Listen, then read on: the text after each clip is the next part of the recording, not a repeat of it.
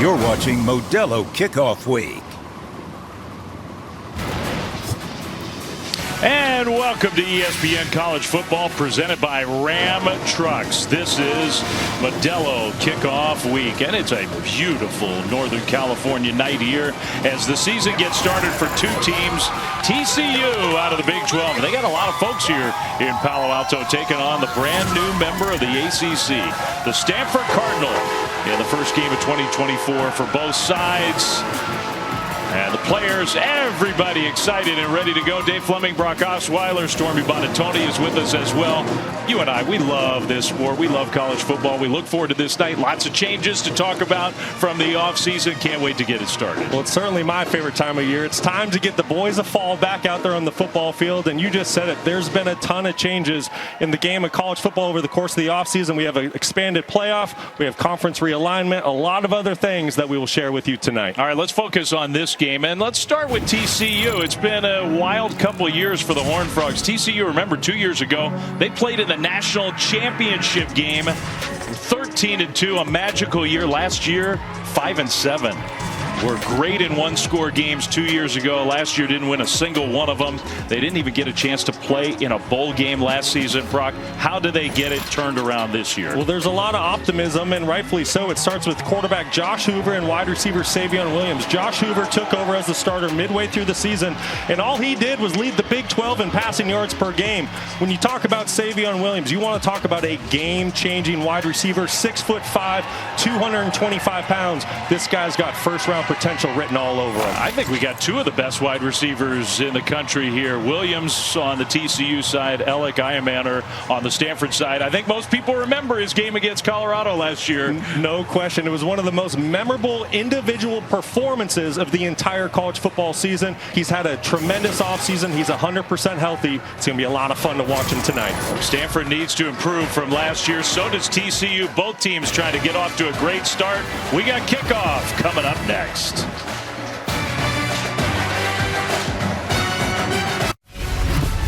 You're watching the ACC on ESPN, and I know that sounds strange to a lot of Stanford folks out there, but the first game officially for Stanford as a part of the ACC tonight, hosting TCU.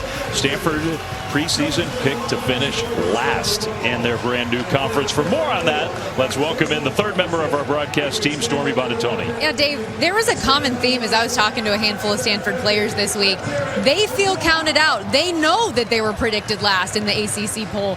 They know that they're an underdog in this game today at home to kick off the season. And they said it's fuel, it's motivation. They want to show people they're not the same team from a year ago. In fact, linebacker Tristan Sinclair told me he thinks this could be one of the most improved teams in the entire country this year. He said nobody has seen the work they put in, the preparation, and particularly the development of so many players who were just getting their feet wet last year. Remember, this team was bottom 5 in returning production a season ago. They are top 5 entering today.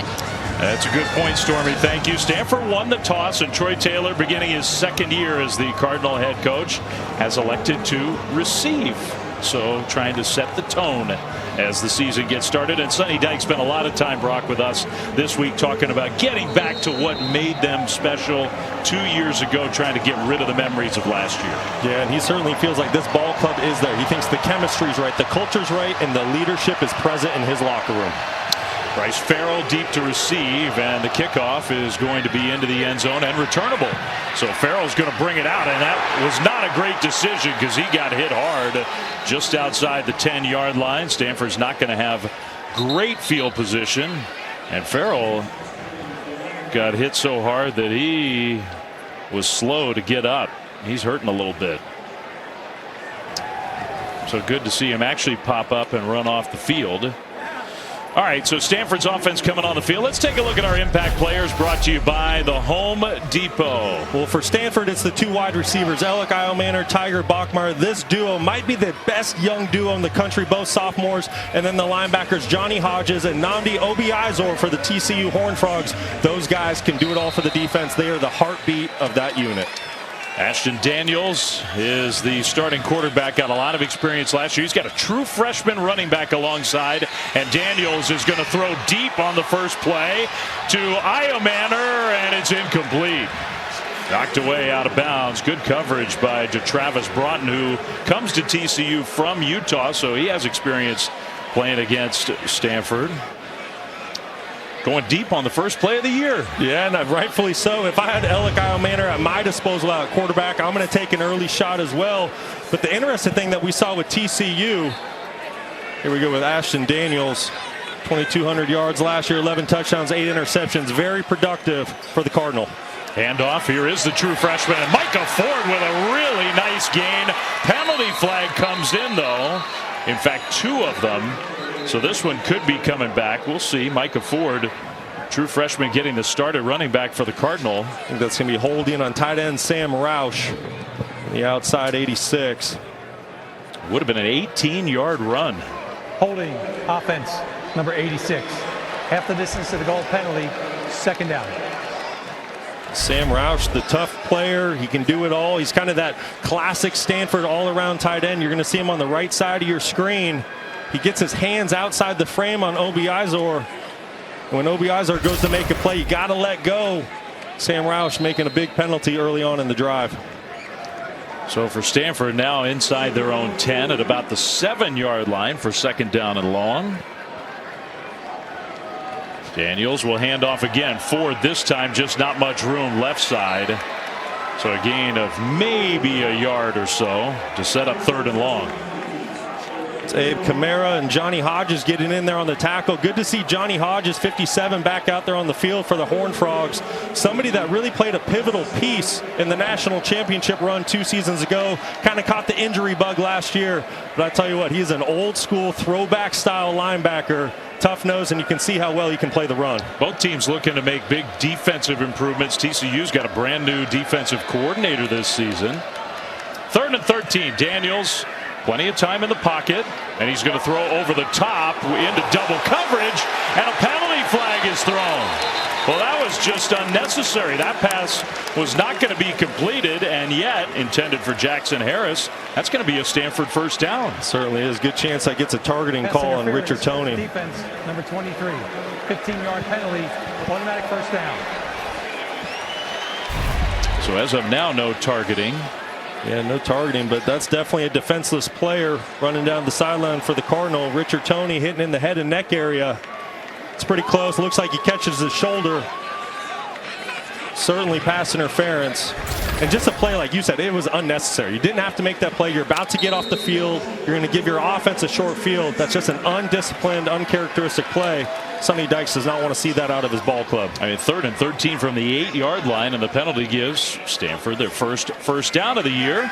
Play fake, quick hitter, right side, good blocking on the outside. The pass completed to Ishmael Cece, who's a young player that Stanford thinks has a chance to make an impact 9-yard gain. Yeah, Cece, one of those players that had a tremendous camp for the Cardinal.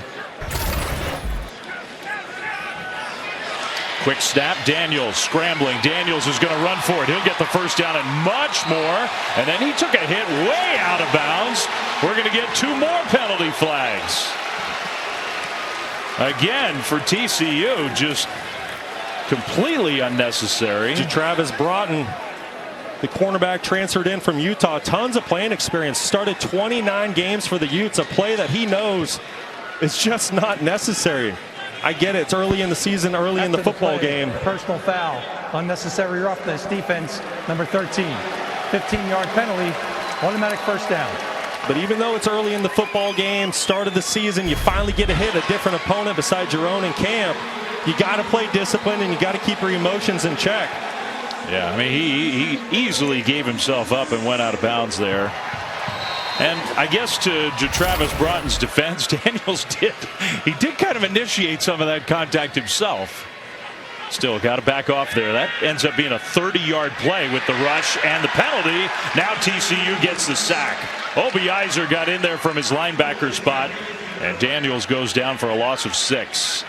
Obi Izor, a former safety 2 seasons ago in the national championship run, played middle safety for the Horned Frogs, moved to linebacker last season. One of the best blitzers in the entire country from the linebacker position. You can see the speed and tenacity that he plays with. Big time play for the all-conference player a season ago. So 2nd and 16 for Stanford into TCU territory. CC, the wideout, goes in motion. And Ford gets the carry, spins away from one would-be tackler, but just couldn't get away entirely. Marcus Deal, and that's 2 more yards going in the opposite direction. Marcus Deal, big number 95, redshirt freshman, the younger brother of Devin Deal, who transferred in from Tulane, who plays the defensive end position. Marcus Deal is somebody that the coaching staff said to us this week, he has a chance to be a very, very special player. Made a good play there. So it's 3rd and 18 for Ashton Daniels in the Stanford offense. Cedric Irvin now in at tailback.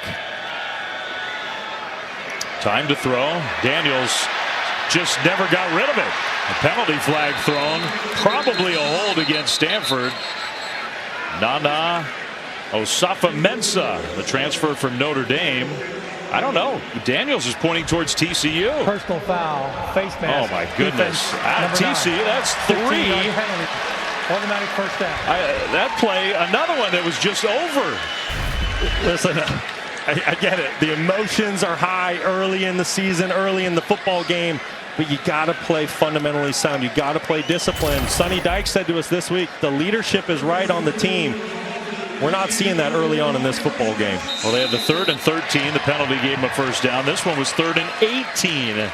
And the face mask on Marcel Brooks gives the first down to Stanford. Andy Avalos, the new defensive coordinator. That's a lot of penalties in the first drive of the season. And that one was pretty obvious. Now, I think we got a timeout. Troy Taylor, who is the head coach and the play caller, didn't like what he saw. Stanford, their first timeout. So he decides to burn his first timeout. Well, Troy Taylor, a remarkable job at the FCS level at Sacramento State. He'd been a FBS offensive coordinator and a successful one. Took his first head coaching job at the college level. Turned that program around 2 years ago, hired here at Stanford. I think he's feeling pretty confident that this could be a positive year. No question. The Stanford Cardinal returned 19 starters from last season's team, so they're much more experienced. They have a lot of continuity together. But I think Stanford as a whole really got the hire right with Troy Taylor. You mentioned what he did at Sacramento State. He led them to 3 straight FCS playoff appearances and won playoff games during those runs. The first ever playoff victory for Sacramento State at the FCS level. This guy's been in the Bay Area a long time, played his college football at Cal, played for the New York Jets. He's a ball coach, he's a football player. Can't wait to see what he does in year 2. So out of the timeout, 1st and 10. Ford back in at tailback, and he'll get the ball. They'll pitch it back, and TCU was totally ready for that. There's Devin Deal, his first big play in the Horned Frog uniform. Well, we just mentioned Devin's brother Marcus making a big play a few plays ago. Now is Devin Deal's time. The transfer from Tulane. He was an American Conference Player of the Year last year. Does a tremendous job off the edge. Not fooled for a second with the eye candy. He wasn't fooled with the misdirection. Made a big play for the Horned Frogs on first down. So another negative play. That one lost 9 yards. Yeah, Devin Deal, big part of that Tulane program. Stanford, it's amazing this drive. Their offense, that's Irvin with nowhere to go. Stanford has 9 total yards, and yet here they are inside the TCU 40 because of all the penalties. Well, outside of the 15-yard penalties, there's a lot of things that aren't looking great for Stanford right now. Up front, there's been a lot of free runners between the linebacker position for TCU, and right there, Caleb Fox, number 90, from the defensive tackle position, came scot-free. If TCU doesn't bail out Stanford, they're not moving the football right now. You think there's a section on Troy Taylor's play sheet? How do we get a penalty called against the defense again on 3rd and 19? TCU almost jumped there. They're bringing pressure. Daniels gets away momentarily. Now he's going to scramble. Ashton Daniels cuts it toward the middle, and the ball comes out at the end of the play. Stanford has it. He had the first down yardage anyway with the long scramble. And Stanford will keep possession. I think that's CC who fell on the fumble. What an incredible play by Ashton Daniels. Nothing open downfield. Credit TCU in man coverage, covering down on all the wide receivers. Ashton Daniels showing his athleticism, getting outside the pocket, and then give some credit to his wide receiver, Ishmael Cece, for hustling down the field and being there to recover the fumble. 3rd and 13, 3rd and 18, now 3rd and 19. I've never seen a thing like it. On their first drive of the year. And it's 1st and goal for Stanford with an empty backfield. Daniels, a designed quarterback run straight ahead. And well defended, just a couple yards there. It'll be 2nd and goal. Yeah, going back through the memory bank, I can never think of a team, even in over the course of 4 quarters of a game, converting that many 3rd and longs. Goofy start to the 24 season for TCU and Stanford. 11 plays, 82 yards, all the penalties, the one big scramble. And it's 2nd and goal. Irvin with Daniels, almost like an option style play, but really the only option was for Daniels to keep it. He leaned inside the 5 down to the 4. Johnny Hodges with another TCU tackle. Yeah, once again an unblocked defender coming off the edge. Johnny Hodges making the tackle for TCU. 3rd and goal. If I'm Stanford here, if I'm Troy Taylor, I'm going to get Ashton Daniels outside the pocket. I want to get him an option where he can either throw for the touchdown, go run. But you have to know where number 13 Alec Manor is. You want to try to get the football in his hands. Plenty of time on the play clock for Daniels. 3rd and goal. Looking right, throws, end zone, touchdown. Jackson Harris just found a little opening, stayed right where he was, and Daniels finds him for the first touchdown of the year.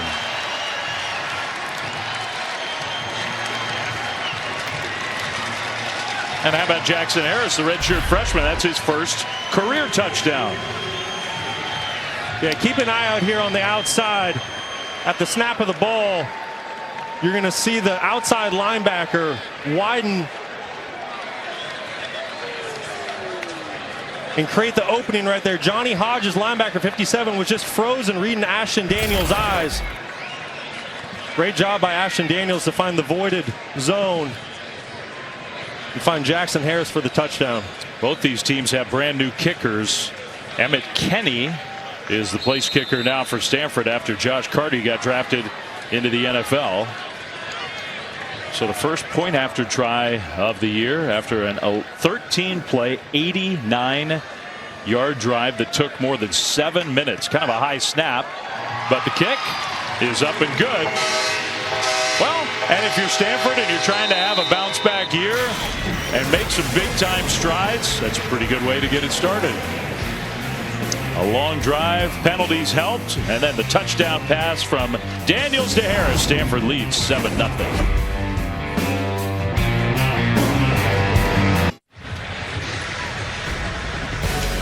I don't know if it feels like football weather yet, but it's getting there.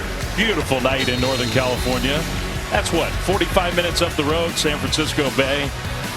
And we're down here in Palo Alto, where it was right around 70 degrees at game time.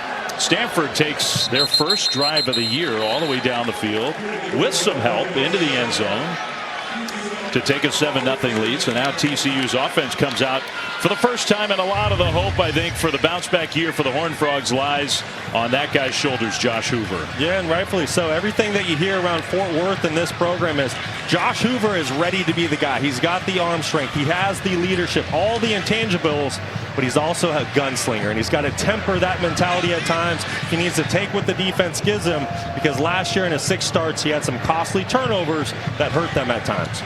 Had some really good stuff, too. As you said, he's got a lot of talent. So Josh Hoover, first year as the true starter for this TCU program. And the first play from scrimmage for the year is a little play fake and a dump down. And a nice gain on the outside. That's Savion Williams, and you can already see, you highlighted him at the start of our telecast. He has got so many physical gifts. Oh, 6'5", 225. Listen, he is on NFL Scouts' radar, which is one of the reasons why there's so many here tonight.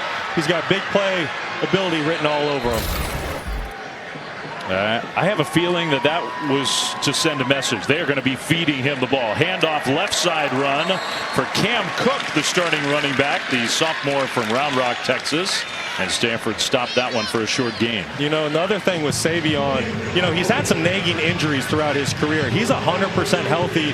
And talking to the coaching staff this week, they said he had a tremendous fall camp. He was the hardest working player on offense, and it elevated the rest of his teammates. I mean, they think a monster year is coming for him. He catches here, middle of the field. That's another TCU first down across midfield. So he's gotten the ball twice, and he's picked up 2 first downs. Yeah, TCU electing to play with tempo early on in the football game, and as long as Josh Hoover continues to make good, quick decisions like he's doing early on in this football game, you can play with that tempo.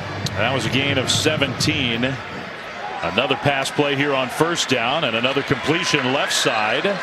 A shorter gain down to the Stanford 40. That's Drake Dabney, the new tight end, who had a big year for Baylor last year and transferred inside the Big 12 to come to Fort Worth. Yeah, an all conference player in the Big 12 last year for Baylor, transfers over to TCU, and this is somebody that the coaching staff as well is very high on. His intangibles are off the chart. He's an experienced guy. He's played in 40 games throughout his career. He's a great addition to the Horned Frogs. Well, already a couple of TCU first downs. They haven't even needed a Stanford penalty to get him either. Pitch play left side.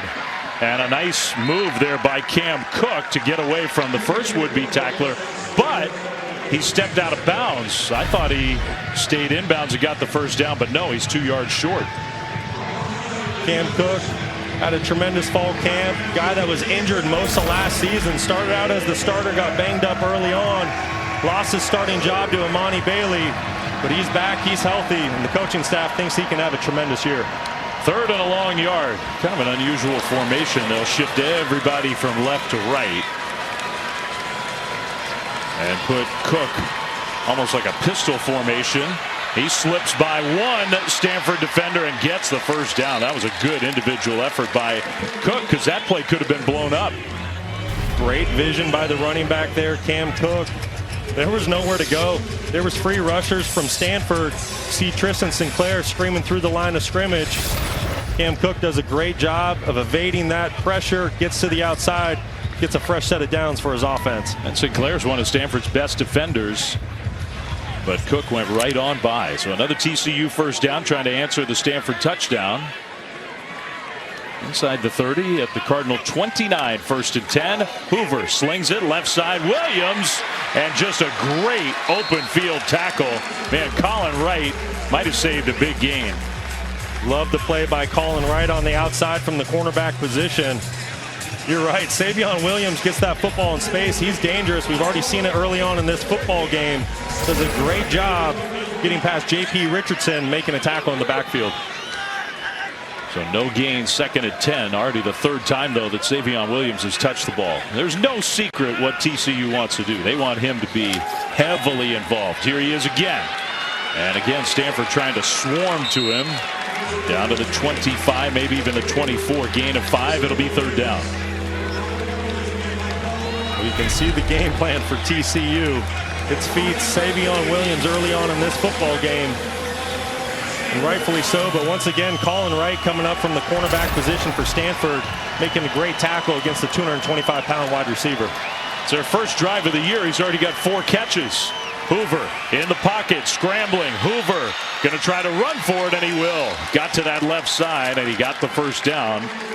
Not by much. It was close, but he does get the first down. That's a really great play by Josh Hoover. Linebacker number 0, Gaithan Bernadell's bearing down, blitzing from the middle linebacker position. Josh Hoover doesn't see anybody open. Gets a little bit of help by his running back, Cam Cook, on the block outside. Great job of taking what the defense gives you and picking up a first down for your offense. Kind of play that maybe when he showed up to Fort Worth wouldn't have been able to make. He's definitely in better shape. Got a little more quickness. Throws here, middle, caught almost to the goal line, just short. Jack Besh tried to get there, and TCU's going to hurry to the line.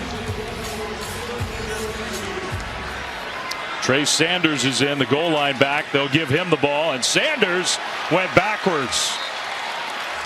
Well, I do think sometimes, Brock, you get in such a rush to try to punch it in, maybe you don't get organized yourself. You do, and you're trying to take advantage of a defense that you're thinking is not going to be set. But then the veteran linebacker, Tristan Sinclair, shows up running through a free A-gap, making a great tackle for the Stanford Cardinal. Sometimes, like you mentioned, that tempo can come back to bite you a little bit. You've seen TCU going back and forth between tempo and huddling, and with the new coach-to-player communication in the helmet, I'd expect to see a lot of that back and forth tempo-wise with TCU tonight. Extra big blocker in the backfield, handoff right side, and again, Stanford was there. This time it was Cam Cook, and we'll see where his forward progress was. They will spot him all the way back outside the 5. He lost 3, almost 4 yards. It was a great play by number 11, Tevarua Tafiti, setting the edge and then allowing the rest of his defense to rally to the tackle. The Stanford defense is playing inspired football right now, flying around with their hair on fire. Kendall Briles, the offensive coordinator. TCU had 1st and goal at the 1. Now it's 3rd and goal at the 5. Spread it out a little more with Cook in the backfield, and Hoover's going to throw toward Williams, and he caught it. Touchdown. I think Stanford wanted the push off. You see Sinclair arguing there, but no penalty flag, and Savion Williams with a monster first drive of the year. Well, when you have the 6'5", 225-pound receiver that is hungry for the football, you throw it up to him down in the red zone, and this is what you get. I think it was a really good no call by the officials here. Both guys are hand fighting a little bit. Yes, you're going to see Williams late in the play kind of extend the arm. It's a 50-50 call, but I do like to see when officials allow the receivers and DBs to play. 13 plays for TCU. There are not many games, especially first game of the season, where both teams get the ball and on their very first drive, 13 plays and then into the end zone. I'll tell you what, that was a great job by TCU mixing up tempo to answer back with the touchdown. 7-7 in Palo Alto.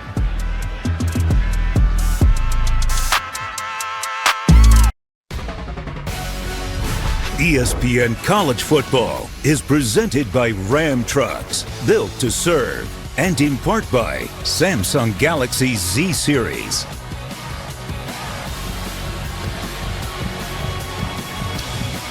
Well, you got to go back to October of 2021, probably the last big Stanford win. It was at home against a number 3 ranked Oregon team. Just a crazy game. Since that win against FBS opponents at home, I guess hard to believe, Stanford is 1-14. They got to find a way to play better here at home. So far tonight, the opener in 2024, it's a stalemate. 7-7, TCU. Cardinal have the ball when we come back.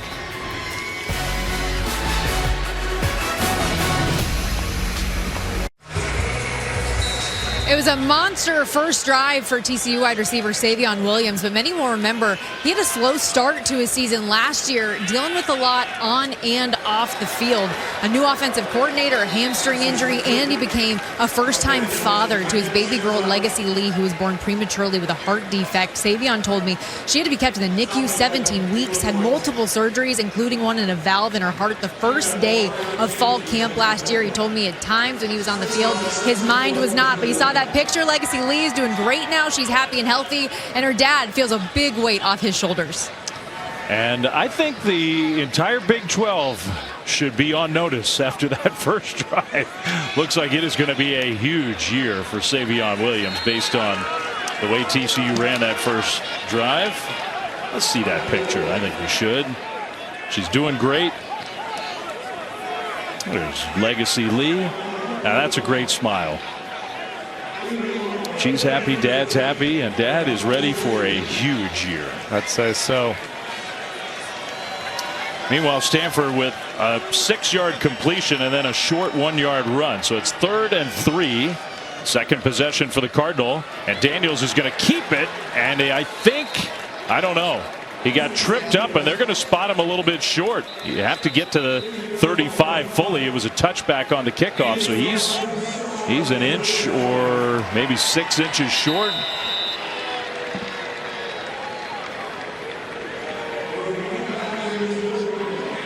And that's the end of the first quarter.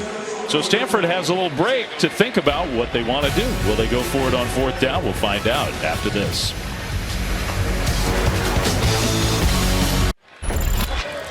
Coach Dykes, how much of an emphasis was it to get Savion Williams involved early in this game? Yeah, you could tell. I mean, he was obviously, going to be a big part of the game plan. Tried to get him started early and got off to a good start offensively, moved the ball down, and thought we executed pretty well. A little bit of the defensive kinks worked out with those penalties now?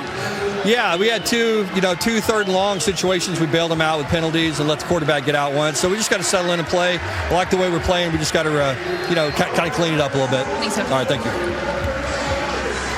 All right, thanks, Sonny. Thanks, Stormy. Justin Lamson, the power quarterback in, and Brock Stanford went for it on 4th down. We talked about this during the commercial break. I really love that decision by Troy Taylor. It just shows his confidence and belief that he has in his young football team, and that'll go a long ways. And that's the short yardage guy. I mean, Justin Lamson he's not massive, but he's just a powerful runner. We will see him in this game in those kind of spots.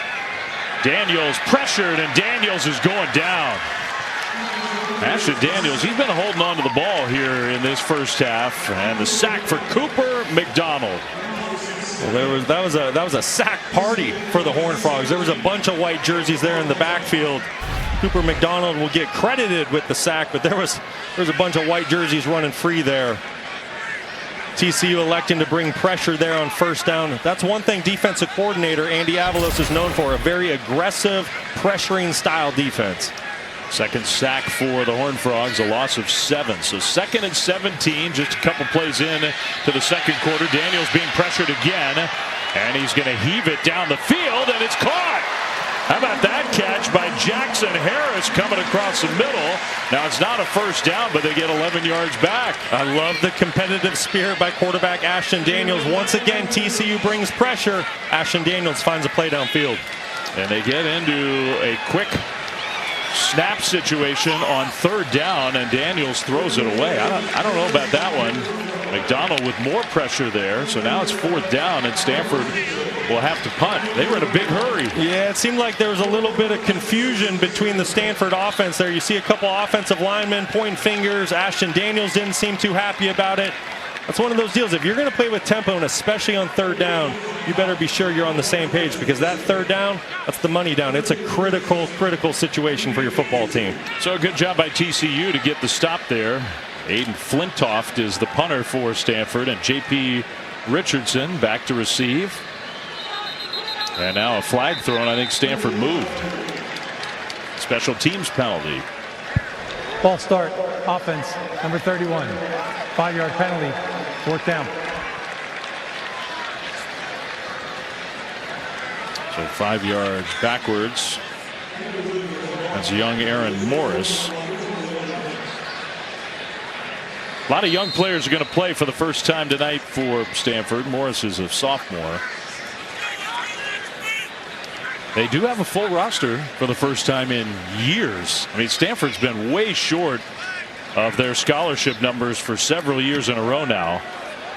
Flintoft, good punt, sends Richardson all the way back, but he makes a man miss. A penalty flag thrown. Return outside the 25, close to the 30. So a 50-yard punt and a pretty good return, but we'll see who the flag's on.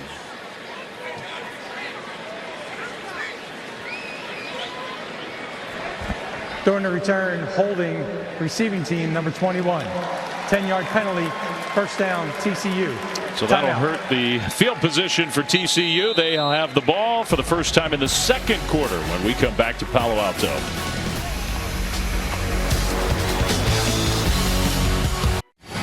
Well, we talked about all the big changes new for college football this season. The expanded 12-team playoff format, massive conference realignment, the 2-minute don't call it a warning timeout, and the direct helmet communication for one player on every team. That's kind of a long time coming, that last one. It really is. It's about time for college football. I think the thing I'm most excited about, though, on your screen is the 12-team playoff. You're going to have home playoff games in the first round. The New Year's Six bowls that we're all used to seeing, those will be incorporated in the playoff.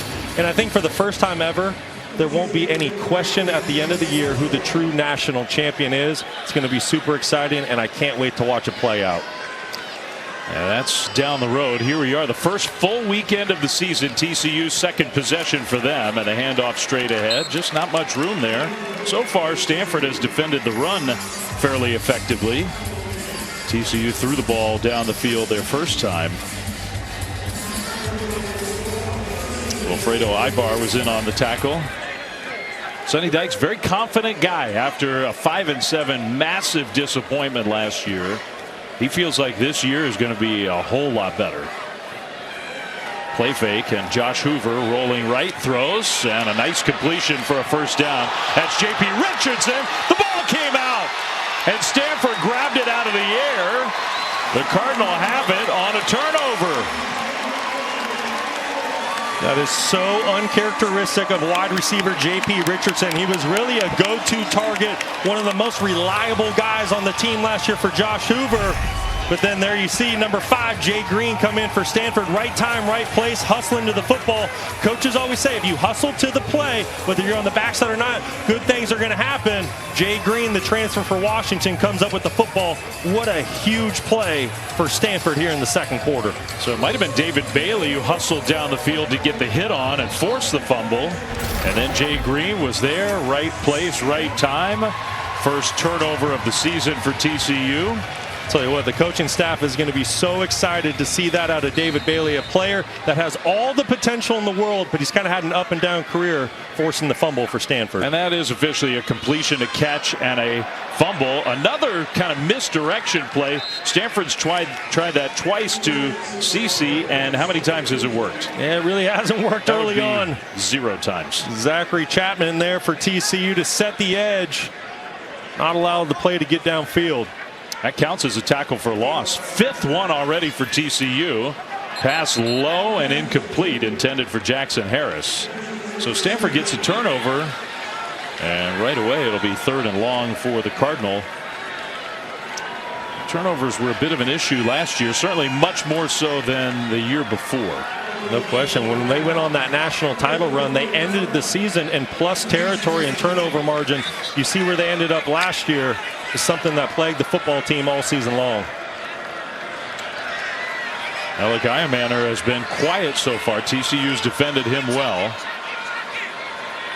He's on the right side of Stanford's formation on 3rd and 11.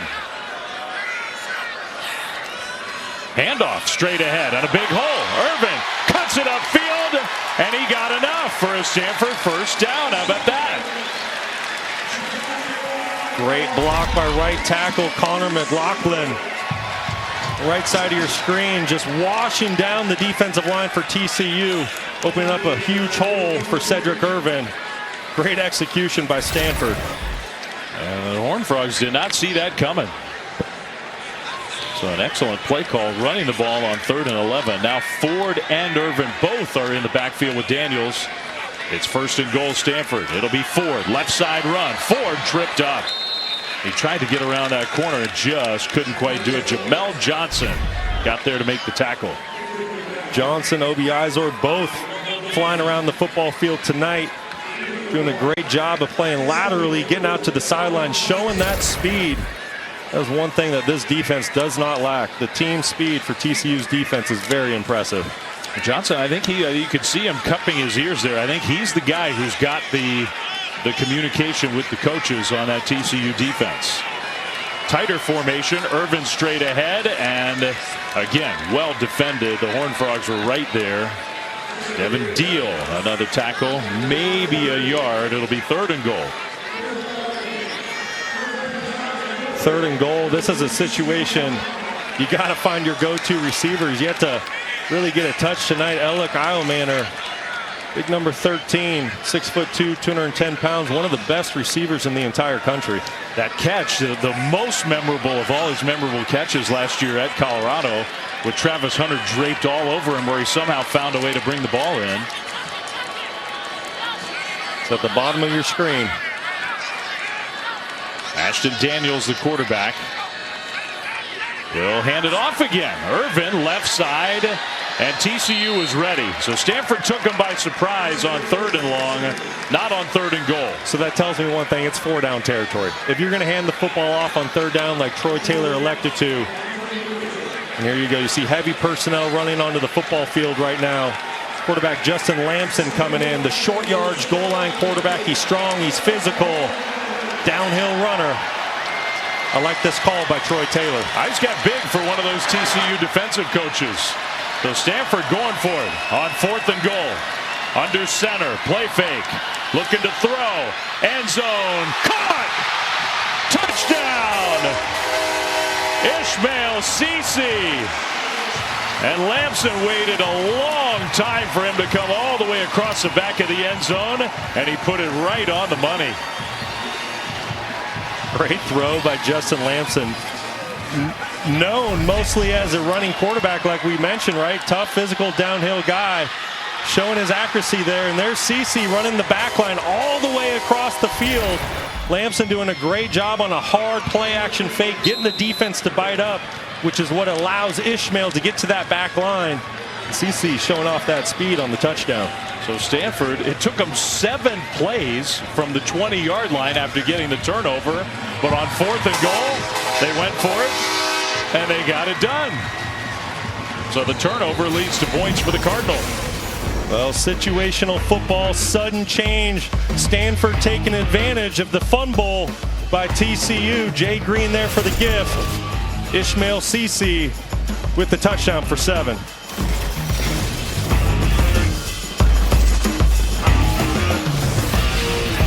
Stanford, Steve, any reason I should pick Stanford here? No. All right. I'll take TCU. I'll take TCU. Hey, look, that was last week in Dublin, that great scene for College Game Day. Everybody on the panel picked TCU looking ahead to this Friday night game. We're not calling out our pal Stanford Steve.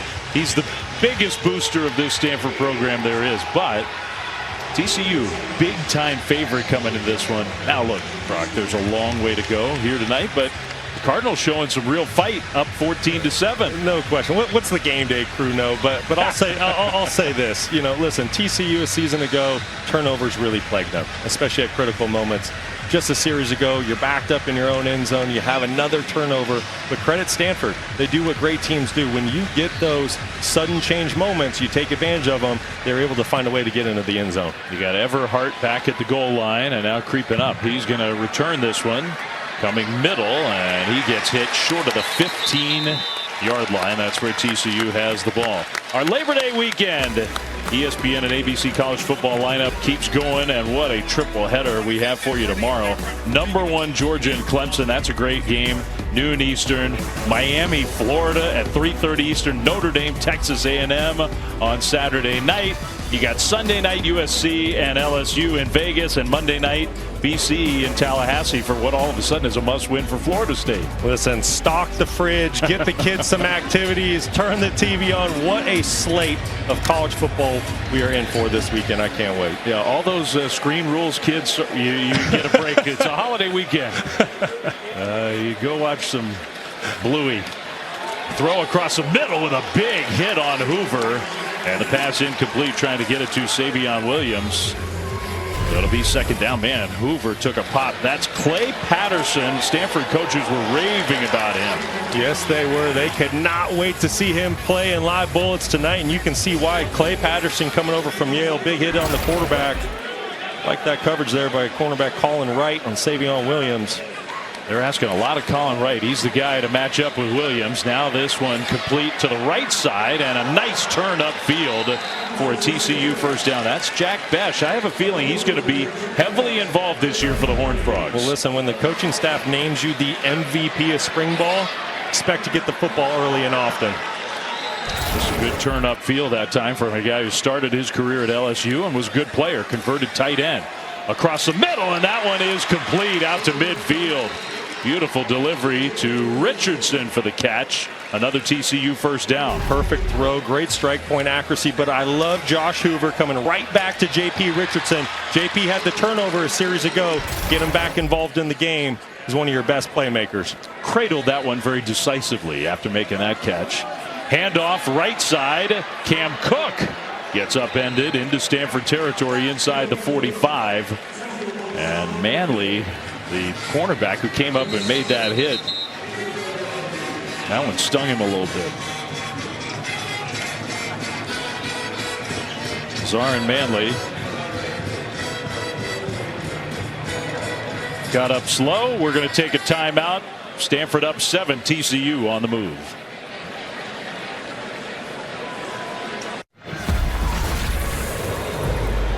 Now, this season, Allstate will celebrate every field goal and extra point made by participating universities by making a donation to the university's General Scholarship Fund.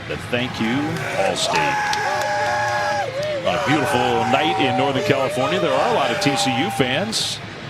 They're at least partially dressed here at Stanford Stadium, and they're watching Josh Hoover put on a show in this first half. I'll tell you what, he's being decisive with the football. He's making great decisions, getting the football out of his hand quickly, getting it to his go-to guys. I love how he's playing early on in this football game. All that hype that he got in the offseason, deservedly so early on in this ball game. Yeah, it's easy to see why Sonny Dykes feels like he's got his guy. Keep an eye out for a big shot play down the field here. Second and short, you've crossed midfield. This has shot territory written all over it if you can find your matchup. Savion Williams is at the bottom of your screen, match up one-on-one. Colin Wright, that assignment. Instead, they'll hand it off. Cook changes direction, spins for a TCU first down. Well, I'm 0 for 1 on the season. I want you to keep going for it. Don't let that hold you back. Because when you're right, nobody remembers all the times. I know what I would have done with Savion one-on-one outside in man coverage. Looks like he's there again. Hoover's going right side and incomplete. Incomplete, intended for Besh. Well, I think it's pretty obvious, as much as they want to get Savion Williams involved, Jack Besh is priority too. Yeah, and rightfully so. Listen, Savion Williams, J.P. Richardson, they're going to draw a lot of attention, which is going to open up a lot of one-on-one matchups for Besh, which is what he had there on cornerback Amari Porter. Great job with the coverage down the field. But that's the great thing. When you're the number 2 or 3 or 4 receiver on a team and you have a star like Savion Williams, all he's going to do is help you get open. 2nd and 10. Kendall Briles taking a long time to get this call in. Play clock all the way down to 2 before Hoover gets it snapped. Throw is, I thought that hit the ground, but they say complete. So that's a catch and a good effort by Major Everhart. You know, you mentioned the play clock running down last play. I really like what Kendall Briles, the offensive coordinator, has done early on in this ball game. He's switching up the tempo on Stanford, going fast, huddling. Stanford doesn't know what's coming next. Weird that Williams is on the sideline. 3rd down, and the throw across the middle, a catch, but an immediate hit by Tristan Sinclair, and TCU is several yards short, maybe 4 yards short. And now Williams is coming back on the field. I think the Horned Frogs are going to go for it. I like this call. TCU has a true freshman kicker. Very heralded high school career coming out of Texas. But he's not proven at this level. So I like the decision here with the long field goal situation to go for it on 4th down by Sonny Dykes. It would be like a 48, 49-yarder. Instead going for it on 4th and 4. Hoover back to pass. Screenplay. Cook with the catch. And he will dive forward and get the first down. That's pretty close. I called it early. I thought they spotted him ahead, but no, he did not get it. Stanford's defense comes up with the stop. Yeah, and what an effort by Stanford. Just a catch and carry play by TCU. That was going to Cam Cook the whole way. Stanford doing a great job of getting off the blocks. Yeah, he was short. It's Mitch Lieber coming in, number 32, with the diving effort. And they may stop and take a look.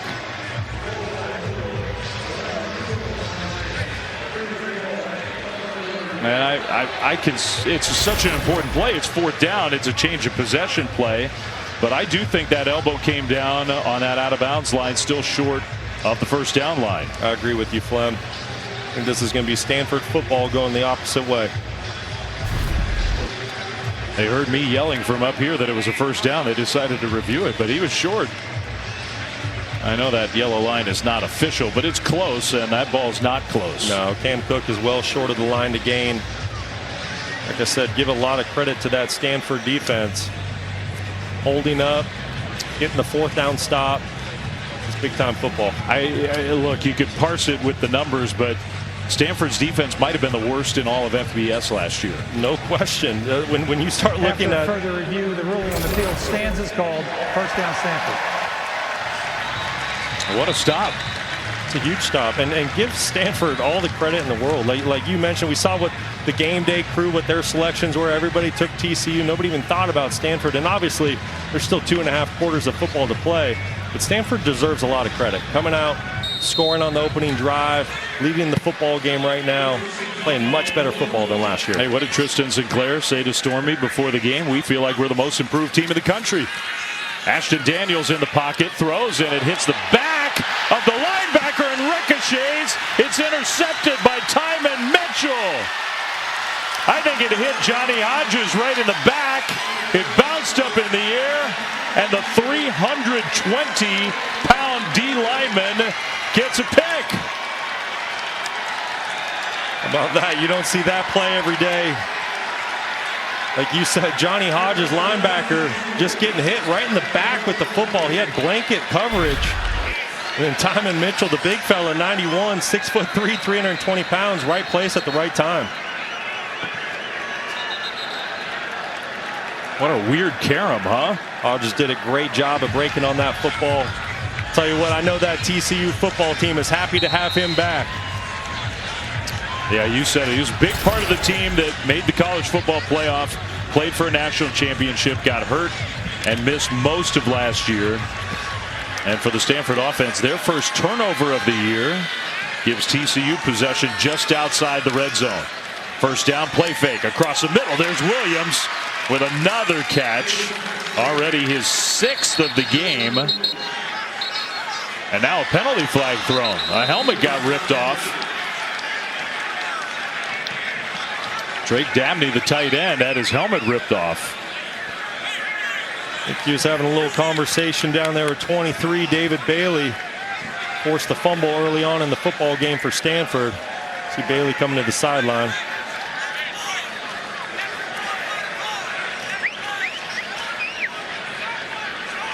After the play, unsportsmanlike conduct, Stanford, number 23, his first of the game.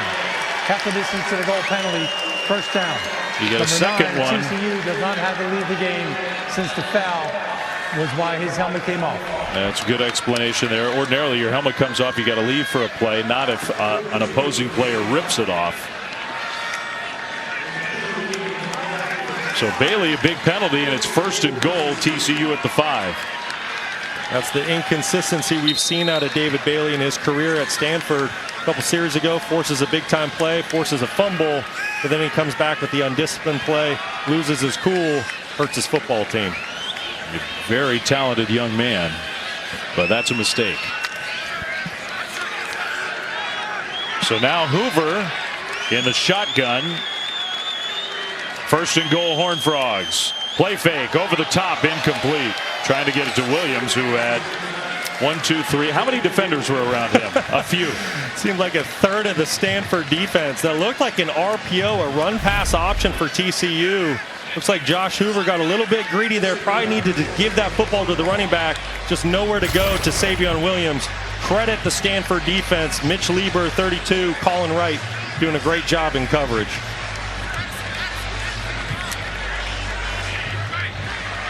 Second and goal. Under 5 minutes to go, second quarter. Stanford leading by a touchdown. Another play fake, another throw to Williams, and a good tackle by Colin Wright. Just a very short gain.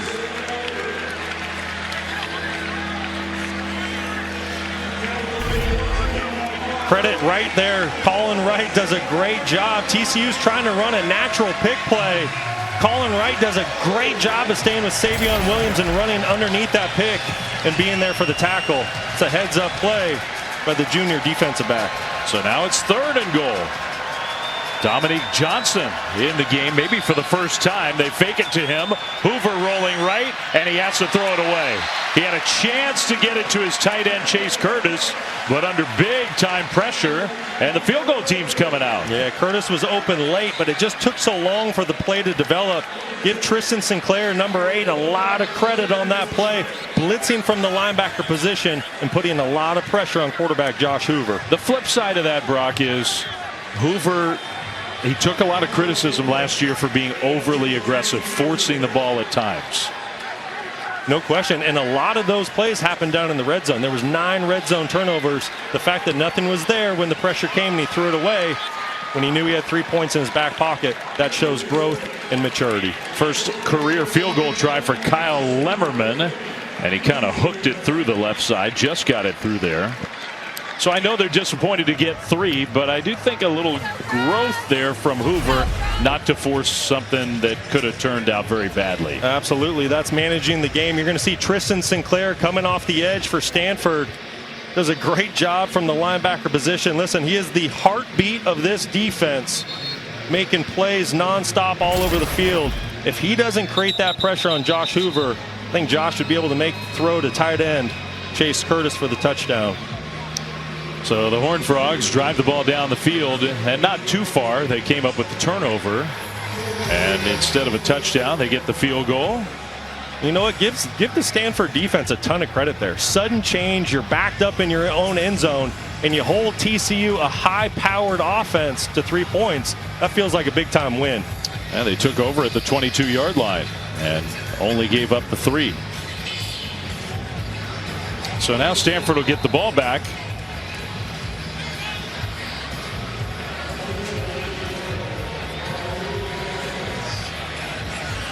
Bryce Farrell deep to return. And that one is headed toward the end zone, and it will be a touchback.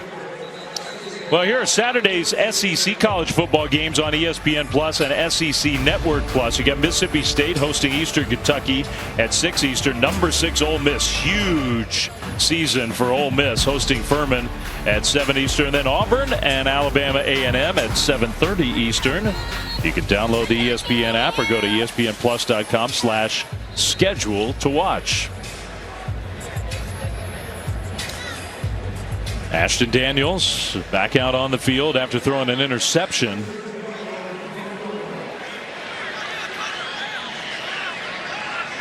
He's got the true freshman Micah Ford alongside in the backfield.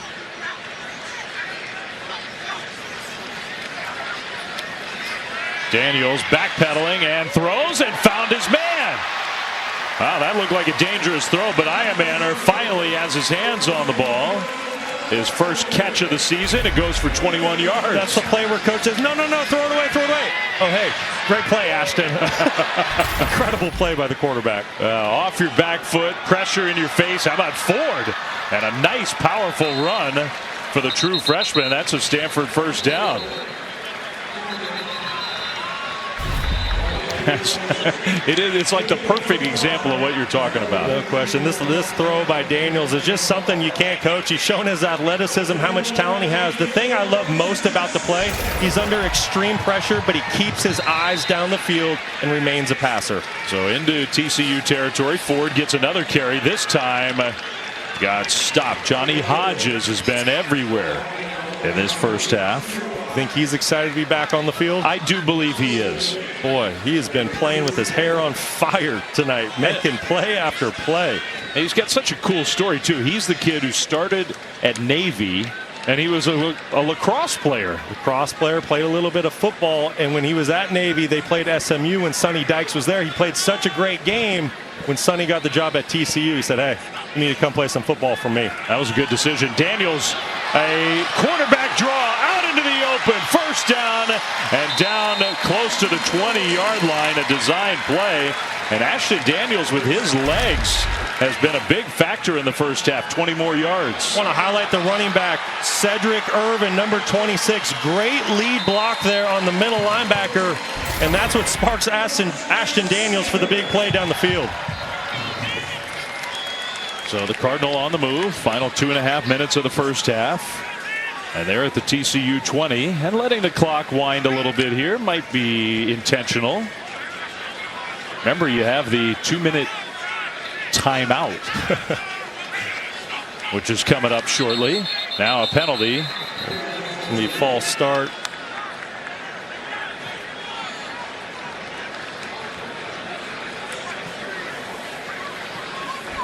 False start, offense, number 76. 5-yard penalty, first down.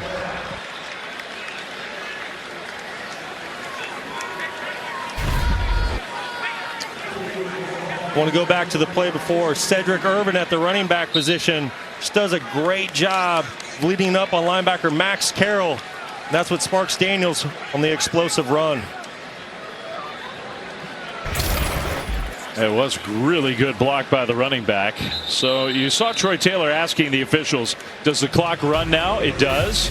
And then it stops at 2 minutes. That's new in college football. 14-10, Stanford has the ball.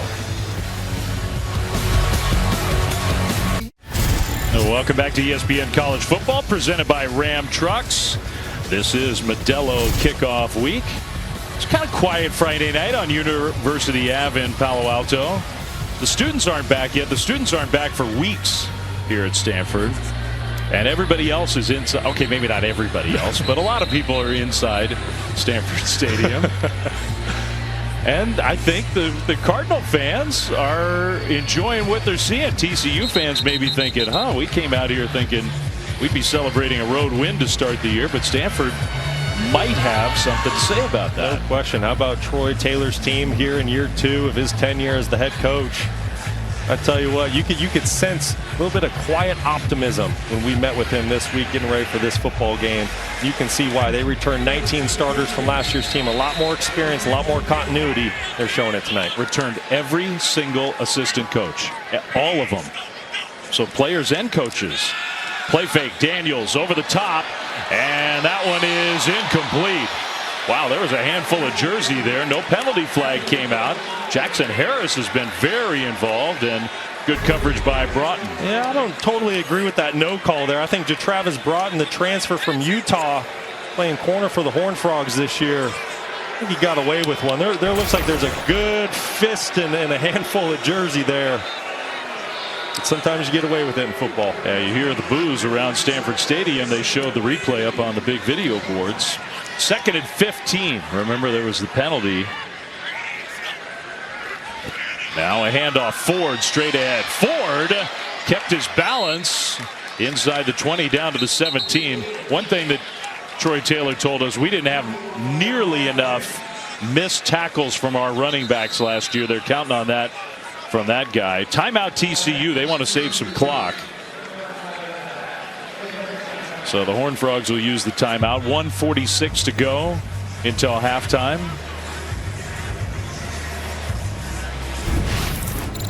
So it'll be 3rd and 7. Look, this is a tall task for Troy Taylor, because Stanford, all the success from a decade and more ago, but they hadn't had much success.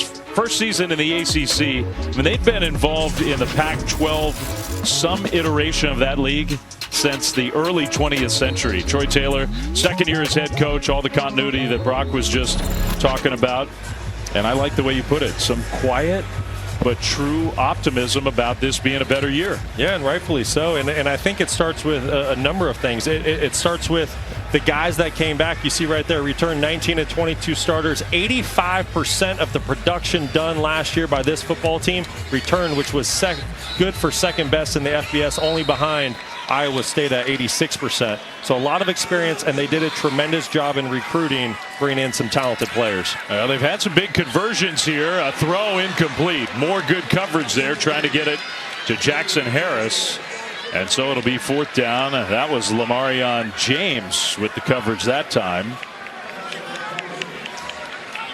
So Emmett Kenny, the place kicker, who's new as a starter, not new at Stanford. He had to sit around and wait for year after year while Josh Carty was an All-American. This will be a 35-yard field goal try from the left hash.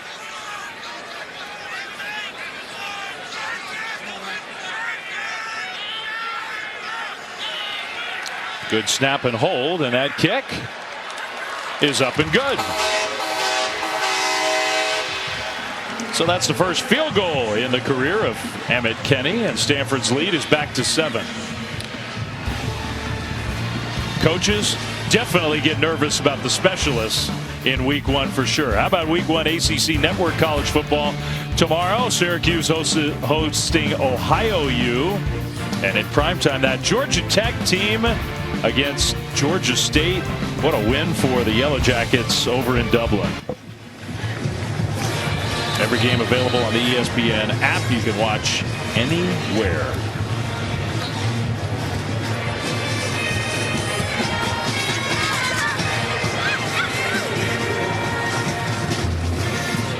Now Sonny Dykes used that timeout, so he's got plenty of time on the clock for a 2-minute style drive. He's got more than enough time. 2 timeouts, and don't forget this: TCU gets the ball to start the second half. So if they can find a way to go get some points here, get some points to open up the third quarter, they're right back in this ball game. After the field goal, Stanford will kick it back to the Horned Frogs. And it's going to be a touchback. I would imagine that part of the 2-minute offense will be, hey, you know who we should get the ball to? How about number 3, Savion Williams? No question. He's hit exactly who I'd be looking for. Listen, 7 grabs already tonight, 51 yards and a touchdown. He's done it all, and really since the very first drive of the game, came out with 5 receptions in that first series, and you see him just going up, kind of Deboing the defender there. Going up with that big body, 6'5", 225 pounds. I tell you what, he is going to be someone to reckon with in the Big 12 this year. He's put the entire conference and country on notice. 7 catches. The rest of his team has 8 total. 9 targets out of 19 attempts from Josh Hoover. First play of the drive, and a quick completion in the open field, though. The tackle, DJ Rogers, with the catch, gain of 8. Good start to the drive. You always want to find a positive play on your first play in a 2-minute series. Clock continues to move. They'll hand it off. Right side run, and that one stuffed. Tristan Sinclair, no first down. Clock moves. Let's see if Sonny Dykes he's not calling timeout. They'll just get up and go for 3rd down. I love how Tristan Sinclair plays football. There's no hesitation in his game. He diagnoses the play, beats the right tackle to the spot, makes the tackle in the backfield. 3rd and 2 across the middle, complete to Williams. First down TCU and more. Savion Williams, so tough to bring down out to midfield. He got 17. I'll tell you what, Savion Williams is a man on a mission. We showed his baby girl earlier on tonight. You get this sense he's healthy. He's playing for her. She's feeling good. I'll tell you what, he's out to prove some people wrong this year. Still 2 timeouts. Didn't use one there. The clock rolled the whole time. Going deep across the middle. And it's caught. What a catch by Jack Besh. Inside the 5 for 46 yards. What a throw and catch. You couldn't have handed that football to Jack Besh in a better location. Josh Hoover showing off his strike point accuracy. Incredible play by the duo. That was good coverage from Jay Green. Great coverage, but there's no coverage for the perfect pass. And the ball's loose. A muffed exchange, and Stanford comes up with it. Oh my goodness. The red zone turnover. Clay Patterson found the ball. The grad transfer from Yale comes up with the fumble. Cook and Hoover, and they just couldn't get the handoff executed. The same issues that plagued the Horned Frogs a season ago come back to bite them tonight. A turnover in the red zone 9 a season ago. Just complete confusion between Josh Hoover and running back Cam Cook. It seemed like Josh felt like Cam was supposed to take it. Cam felt like it was maybe a play action fake. Maybe it was some type of RPO. But I put that one on the quarterback. As the quarterback, you need to make sure that mesh is clean. And if it's not clean, then hey, keep the football yourself, eat it, and play to live another down. You just cannot have those critical turnovers in scoring position. I'm sure TCU's thinking, punch it in, get the touchdown, tie the game, get the ball coming out of the locker room. Instead, they go to the locker room still down 7. What a huge play. I'll tell you what, if you're Sonny Dykes at this point, you thought that these issues were fixed in the offseason, you're scratching your head. But flip side, if you're Troy Taylor going into halftime with a 17-10 lead here at home, you couldn't be happier with that first half performance. Yeah, those 2 turnovers were the big plays in a lot of ways in this first half. TCU will get the ball to start the second half. 17-10. Stanford has the lead. We'll be right back after this short break.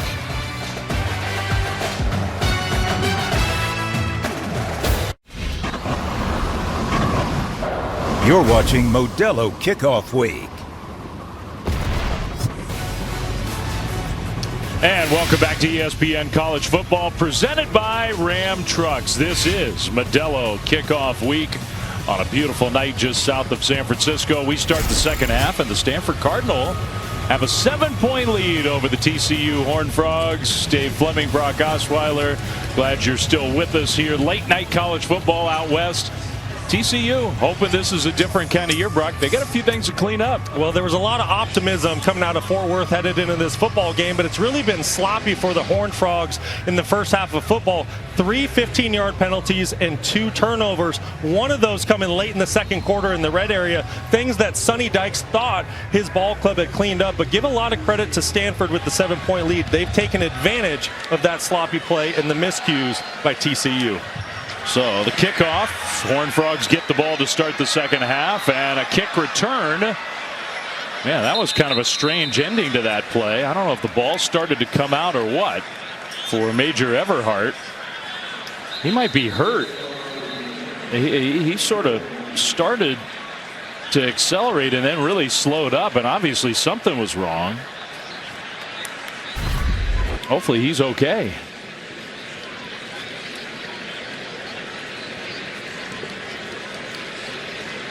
Yikes. Anytime a player pulls up like that with very little contact, that's a scary look. Hope he's okay.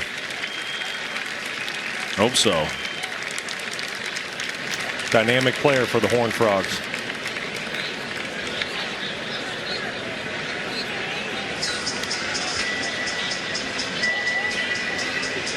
So he'll leave the field, and Sonny Dykes will send his offense out.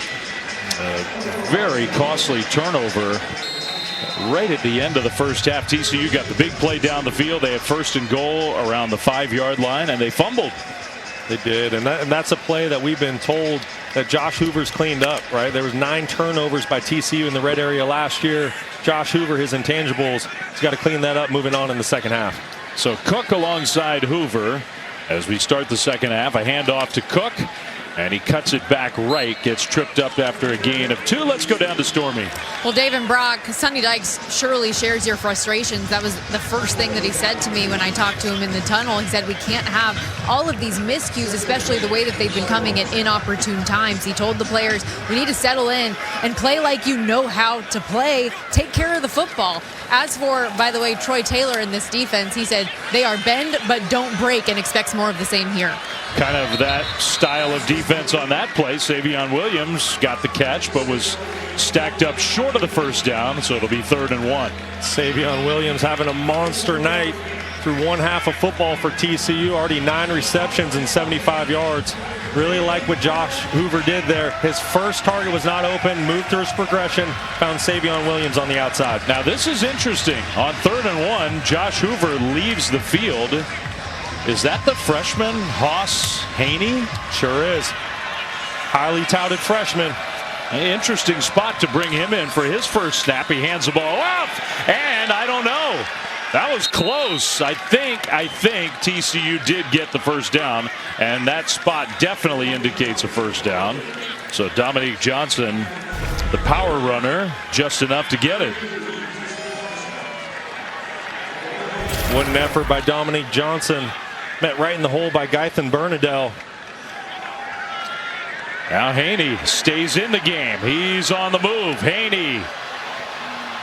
Nice tough run there. You can see what they like about him even in just one play, that burst he's got. Well, Haney is certainly super talented coming out of Aledo, Texas, back-to-back state champion. You know, this guy's got big-time playmaker written all over him. Just a true freshman, but you can see his speed. He's obviously a very dynamic player, and somebody Sonny Dykes wants to get on the field because he can make a difference. And Josh Hoover, look, I don't want to read too much into it, but he looked a little stunned over there on the sideline. Haney keeps it. Haney. There's that linebacker you were just talking about. Bernadelle hit him hard. Well, that's definitely a welcome to big-time college football moment. Running into the senior linebacker, 227 pounds coming downhill at you. You talk about Josh Hoover looking a little bit stunned. I would assume he's just disappointed. I have a feeling with a true freshman quarterback that's as talented as Haney as Hoover comes back out on the field right now, this was probably planned going into this football game. Hey, we have this super talented true freshman quarterback. We got to get him some playing time. The first series of the second half will get him some reps. So now Hoover back on the field for 3rd and 3. TCU getting the ball first here. Play clock winding down. Took a little while to get him out there. They get the play snapped across the middle and a perfect throw for a first down to J.P. Richardson. Now there is a penalty flag back in the backfield. So we'll see. And there was a TCU offensive lineman with a Stanford D lineman sort of tangled together. This one might be coming back. Penalties were a big part of the story in the first half. The play, personal foul, unnecessary roughness, offense, number 52. That's a 15-yard penalty. The line of game was made. It will be 1st and 10. So it is a first down because the penalty came after the end of the play, but it basically negates all of the positive yardage for TCU. That's right. And the foul's on James Brockermeyer, the center that transferred in from Alabama in the offseason. Coming out of high school, he was the #1 rated center in the country. You know, as a coach, you love seeing the aggressive play, but that's just a hit that's not quite necessary. You know, week 1, the officials are going to call the game close. But, you know, if you're a TCU fan, probably okay to say that was a little ticky-tack. Brand new, almost brand new offensive line across the board for the Horned Frogs this year. And that transfer portal, a big source of their new talent. 1st and 10. And a play fake for Hoover in the pocket. Another one across the middle. This one a little behind Williams and incomplete. Yeah, Williams trying to slow down and come back for that football. Josh Hoover, who's been super accurate all night. This is really one of his first misses. On the 3rd down, I thought he threw a great second window slant to J.P. Richardson. Just a little bit off target there on 1st down. Oh, Heaney, who just came in the game on the bench for TCU. Straight ahead run and a good run for Cam Cook. The sophomore. It'll be 3rd and short. He got 8.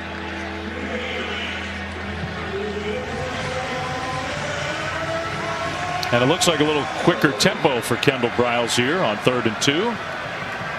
Just short of midfield. Swing pass out to the left side. The cut upfield and a nice cut. And another broken tackle, J.P. Richardson. Big time play. J.P. Richardson, just such a reliable wide receiver for the Horned Frogs. 46 catches a year ago.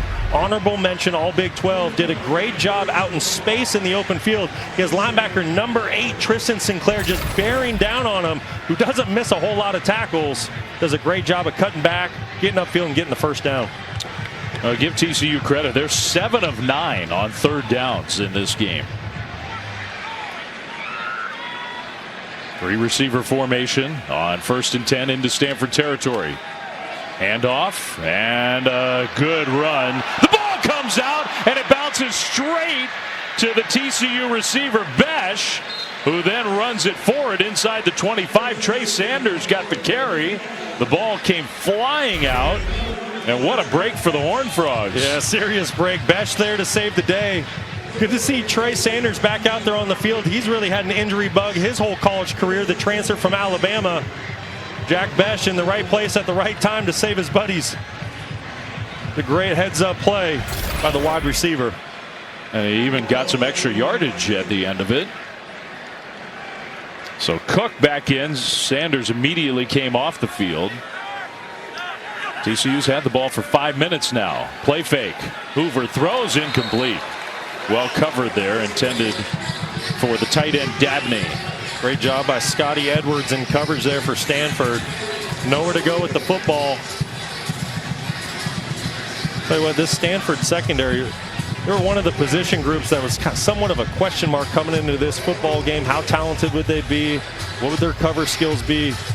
Tell you what, against a very deep wide receiver and tight end room for TCU, I think the Stanford secondary's played phenomenal tonight. Savion Williams been out for a couple plays, and he left the field kind of strangely. I'm wondering if he's a little banged up. Incomplete. Hoover tried to get it very quickly to Besh. Off his hands, it's 3rd and 10. And Williams is coming back into the game. This is a moment where Josh Hoover needs to grow. Right, young quarterback, still learning the game. We know he has intangibles. We know he has the arm strength. But now you have to make a good decision with the football. You are in field goal range. You have 3 points in your back pocket. If the ball is not there, tuck it and run or throw it away. They've been perfect on 3rd down on this drive. They get the play snapped. Hoover throws, and it's dropped. Williams had it and dropped it. And so it'll be 4th and 10. Yeah, that's an uncharacteristic drop by Savion Williams, who's having a monster night for TCU. We give a lot of credit to Colin Wright. You know, he's going to be there to make the play, make the tackle. He's had a big-time challenge covering Savion Williams all night long. And I tell you what, the junior out of Missouri City, Texas, has done a fantastic job for Stanford tonight. Kyle Lemmerman made his first collegiate kick attempt. Now his second from 42 yards, and this one is on the way, and that one's good. So Kyle Lemmerman so far a perfect debut for him. TCU takes the ball out of the locker room in the second half, goes down the field and gets 3. It's 17-13 Stanford.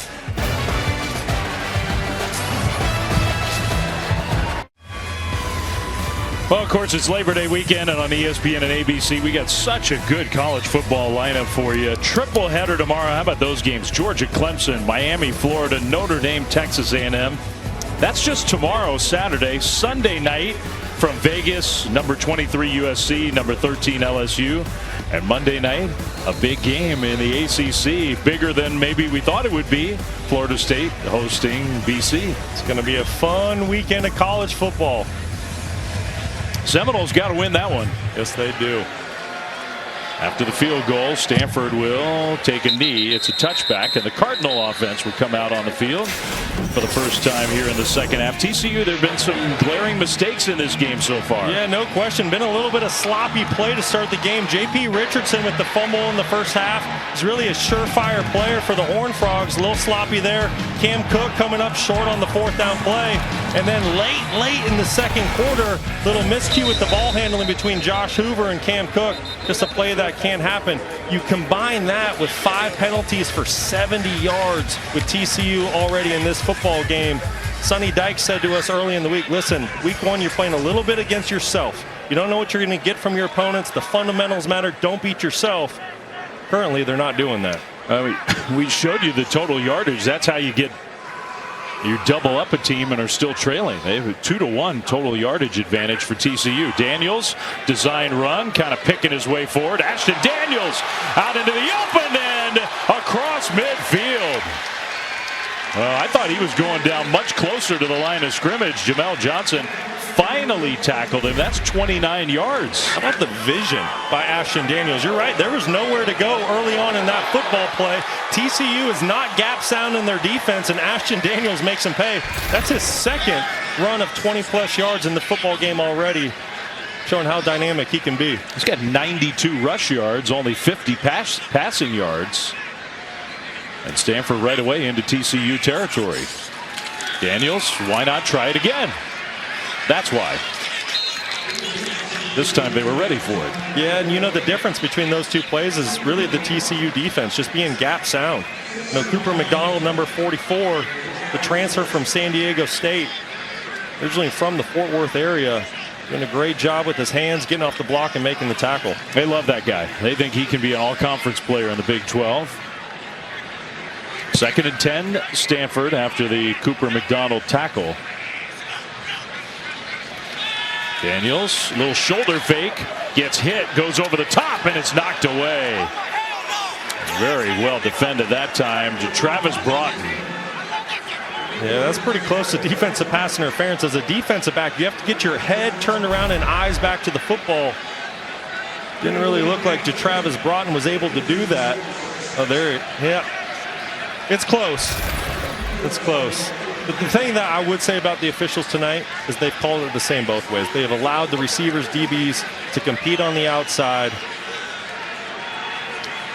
Ashton Daniels saying he can't hear through the headset. He's not getting a play call. Now he finally does. I mean, this is 3rd and 10, and Stanford's looking a little disorganized. They get the play snapped.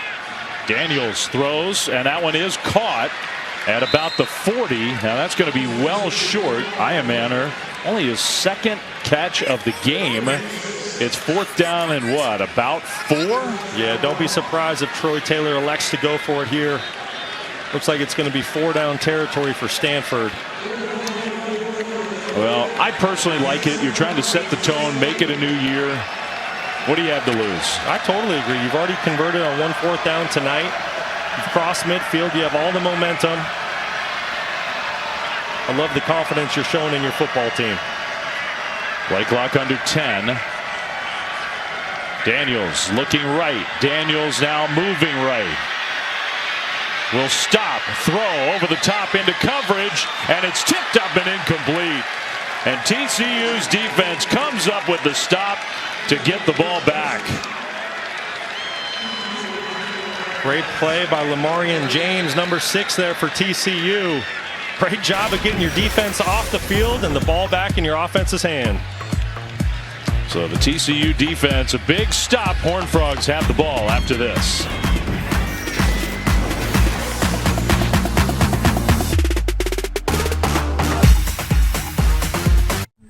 The new 12-team college football playoff begins December 20th on ESPN. Yeah, that's how I get by.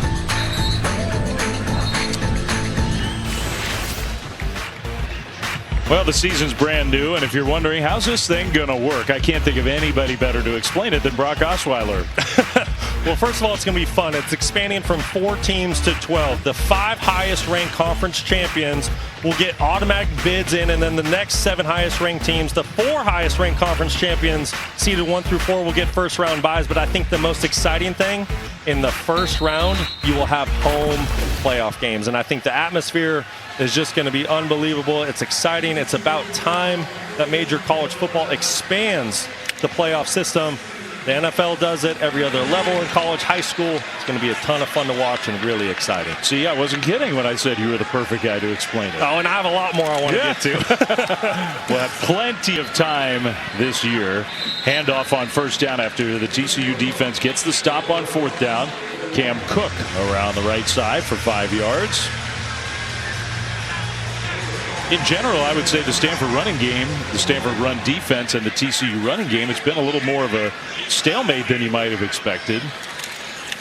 Play fake, and the throw, another drop. That's number 2 for Savion Williams. Yeah, that's really unlike him. He's had a big-time night tonight. Expected to really carry the load at the wide receiver position. 2nd drop in just as many series. Now that's the type of thing that makes you think maybe one led to another. Got to find a way to have a short memory, put it behind you, and play the next play. 3rd down and 5 here. TCU's had a lot of success tonight. They're converting 3rd downs at 70% a clip right now. Cook leaves the backfield. Hoover gets pressured, and his pass is almost intercepted. Wow. He threw it into traffic. Stanford, for the first time in a while, got some pressure on it. Aaron Morris almost picked him off. Well, credit the Stanford defensive front for creating that pressure and forcing the errant throw by Josh. But that's a throw the coaching staff does not want to see Josh make. It was a blind throw. His receiver wasn't looking at him. You can see the confusion on the screen. J.P. Richardson thinks he's supposed to be blocking. That's a play that Josh Hoover, in his maturation process, needs to find a way. If no one's open, just throw it in the dirt and move on. Allow your team to punt. First punt here for the lefty, the new punter, Ethan Craw. And it's a fair catch from Bryce Farrell outside the 15-yard line. Stanford defense gets the ball back for the offense, and those two are talking about that play. Well, there was definitely some confusion. Like I said, number 7, J.P. Richardson, he was in a blocking posture. Josh Hoover snapped his head around after looking to the right side of the field. Looked like he was trying to throw him the football. They got to get on the same page. 6:21 to go, third quarter. Stanford offense back on the field. It's been a real quiet night for the Stanford passing game. 6 of 14 Ashton Daniels for 56 yards. And Alec Ironman, one of the most talented receivers in the country. 3 targets, 2 catches, 27 yards. Daniels, design quarterback run again. That's becoming a big part of this Stanford offense. Gain of 1. You know, and you talk about the lack of passing game for Stanford tonight, even though they're still winning the ball game 17-13. And I really think it's because of the pressure that was getting to Ashton Daniels in the backfield by the TCU linebackers and defensive front. He didn't have a lot of time to throw the football in the first half. And Troy Taylor, listen, he's been around the block a long time. He's played the game. He knows what he's doing when it comes to calling plays. They are having success running the football, and he's going to stick with it. 2nd and 9. And they'll fake the jet sweep and throw deep down the left sideline. Incomplete. And more contact down the field. Another play where these officials let the contact go, intended for Harris. Yeah, I think that's a good no call by the officials. Both players making a great play on the football. I like what Ashton Daniels did, though. He noticed that his wide receiver, Jackson Harris, is in one-on-one coverage with Travis Broughton, the Utah transfer. And Jackson Harris, he's 6'3". Broughton's 5'11". He's given his taller receiver a chance to make a play on the football. Harris couldn't do it that time, so now 3rd and 9. Stanford offense is kind of stalled here.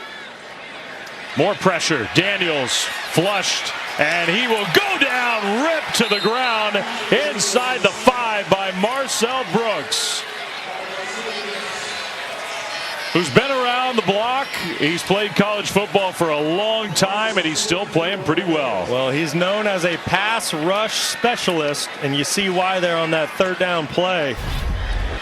Great player off the edge. Started his career at LSU, won a national championship, which seems like years ago. But you see his tenacity, plays with a high motor, bringing some energy to this TCU football team. I mean, it's literally true. He played with Joe Burrow and Jamar Chase and won the national title in 2019 with LSU. Fair catch, and TCU with that sack is going to have excellent field position for its offense. Just a 38-yard punt. So the Horned Frogs defense coming up with a very big play. Now we'll see if the offense can get it going on the other side. Wake up, shot calling. Pay what I bought it. New crib psychotic. I'm so TCU with a big stop on defense before the break, now looking to regain some of that confidence offensively, namely star wide receiver Savion Williams, who after that last drive was frustrated with a couple of his drops. He walked over to the bench, took his helmet off, then said no more, put his helmet right back on, and asked a teammate to throw him a few more balls. He took 12 more before he felt comfortable, guys. We'll see if this offense can continue to get back to form, Dave. I like it. Sometimes you just got to work out the drops. I've been there before with teammates in the past. Start tossing them the football, get their confidence back. I'm guessing we're going to see them go to Savion Williams sooner rather than later. Handoff up the middle, though. Cook on 1st down, and Cook with a nice run for a TCU 1st down to the 30. Oh, great job by that TCU offensive line. Opening up a big-time hole for Cam Cook. You could have drove a Mack truck through that hole. Great misdirection with the sprint draw. Little pass fake, and now a nice delivery inside the 10, caught by DJ Rogers. It'll be 1st and goal. Well, we got some laundry down on the field. This might be coming back. Penalty flag way back. Personal foul, illegal block below the waist, offense number 4. 15-yard penalty, 1st down. Man, that's another huge pen. TCU's had a bunch of really damaging penalties. Number 4, Cam Cook, coming from the running back position. You are allowed to block below the knee, just called a chop block, but you have to do it with inside the tackle box on the initial line charge. I think that's the conversation Sonny Dykes is having. He's saying, hey, listen, he was inside the tackle box. That was right on the edge of it. Without having a view from directly behind, it's really hard to tell if he was in or out of that tackle box. And that's where the penalty yardage just doesn't tell the full story. It was 1st and goal at the 4. They're at the 45. That doesn't get accounted for in that box score. Play fake. Over the middle, wide open Besh with the catch and run inside the 10 and stretching for the goal line. He almost got there. What an effort by Besh. Bailey finally got him to the ground, but now it will be 1st and goal. What a great throw and catch, and give David Bailey, who made the tackle, a lot of credit. He plays defensive end for Stanford, made the play 40 yards down the field. TCU hustling to the line. Handoff, Cook. I think he was stopped short. So the short yardage run game for TCU has not been perfect. Now, I don't know why the TCU players are saying touchdown. Well, and it's these hurry-up situations that have hurt TCU in the run game. Once again, linebacker Tristan Sinclair, nobody gets a hand on him. Sonny Dykes confused with what's going on. Thinks he has a touchdown.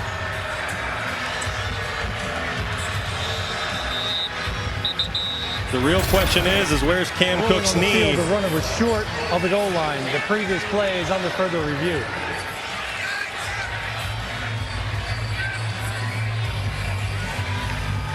Yeah, so it just was his body on top of a defender and the knee never went down.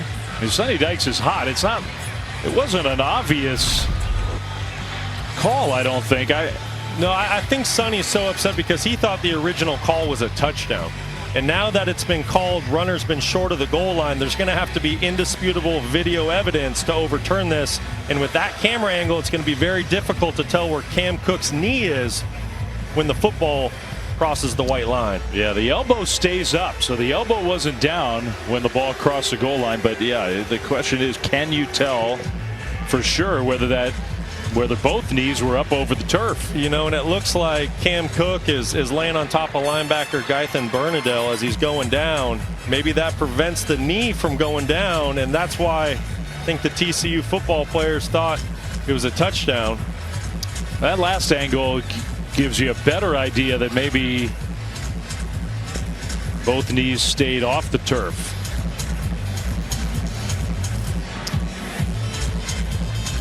I'm going to call this one a touchdown, Flem. I think it is.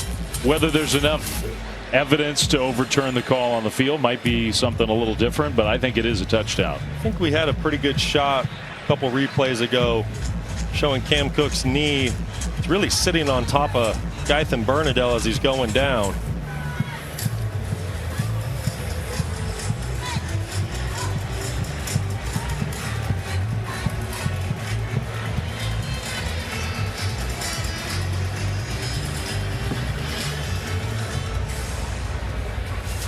Sonny's still having conversations with the officials.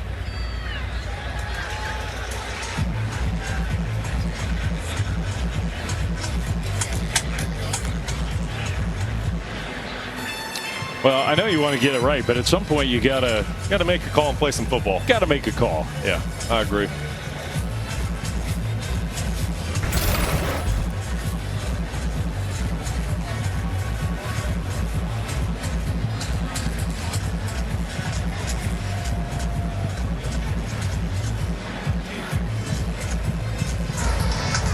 After further review, the ruling on the field stands as called.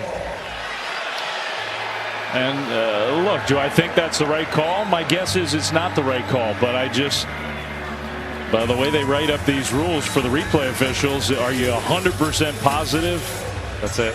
And it has to be, once again, indisputable video evidence, and we just don't have that here. So probably a good call by the officials. 2nd and goal for TCU.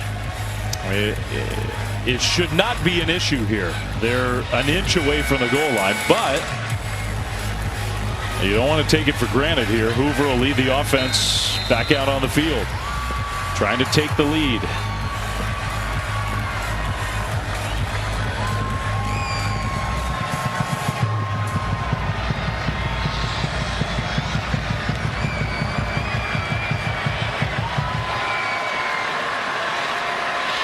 Hoover under center. He's going to try to sneak it, and Hoover to me, definitely got across. We haven't had a signal yet. Now we do. Touchdown, TCU. And the first lead of the night for TCU on the quarterback keeper. Just an attitude play for TCU. Saying our line's stronger than your line. We want it more than you do. Josh Hoover doing a great job keeping his pad level down. You see Tristan Sinclair, number 8, trying to go over the top to get the stop.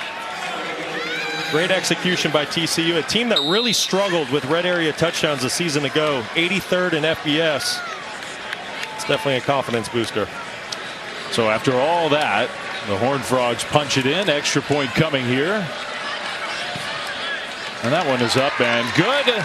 20-17. TCU's got its first lead, not just of the night, but of the season.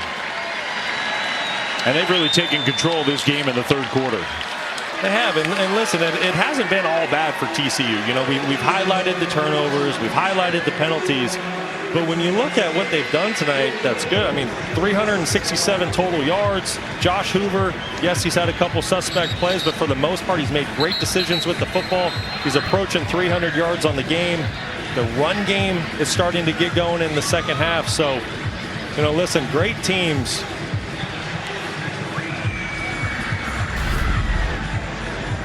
It was such a funny sequence there, Brock. The penalty that brought him back to the 45 after they thought they'd have first and goal, and then right away, the very next play, Jack Besh, who's having such a big night, made it first and goal all over again. And you know, part of that frustration from Sonny Dykes probably was that penalty call that took him out of the first and goal scenario. That'll be a touchback. So the Stanford offense has gone cold. They'll be coming back on the field. Saturday's SEC college football games on ESPN Plus and SEC Network Plus. You got Mississippi State hosting Eastern Kentucky, number 6 Ole Miss and Furman, and Auburn hosting Alabama A&M at 7:30 Eastern. Download the ESPN app. Go to ESPNplus.com/schedule to watch. Well, still Ashton Daniels out there. He's had a mixed kind of night at the quarterback spot. Yeah, he hasn't had a lot of help by his offensive line in the passing game. Stanford's done a lot of good things in the run game, but if they're going to pull out this victory tonight here in the second half, they have to find a way to get some pass game going down the field. Back to pass on first down and sort of retreating. He dumps it down to Micah Ford, the freshman running back. All that to get 2, maybe 3 yards. Good job by Ashton Daniels keeping that play alive. Nothing open initially downfield into the zone defense by TCU. But does a good job of manipulating the pocket, staying alive, finding his check down and getting some positive yards. I oversold it. He did all that for 1 yard. Hey, better than -1 yard. Or -15, which is what it looked like they were headed for. 2nd and 9 for Stanford. Play fake? No, they handed it off, and Ford goes backwards. Another good play by Devin Deal. Unbelievable play. Just rolls right over Jake Mikla, left guard. Blows up the play in the backfield. It's a guy that's been playing inspired football tonight.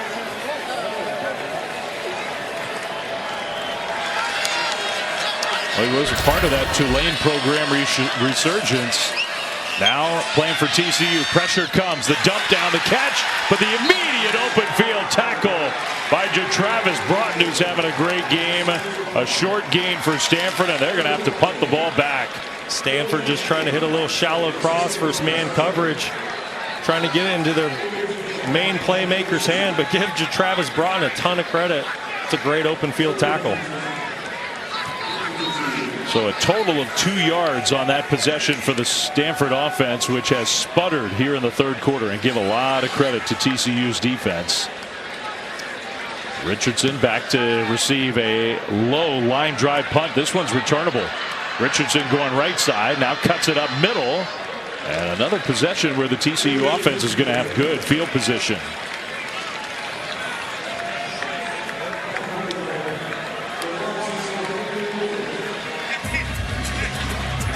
So just a 38-yard punt and a return of 10 yards Sonny Dykes' team, after a wobbly first half in a lot of ways, is looking much more confident right now. Yeah, I think this is the football team that a lot of people were expecting to see out of TCU. They're playing great complementary football right now. Offense, defense, special teams. Josh Hoover's getting in a rhythm. Running back Cam Cook.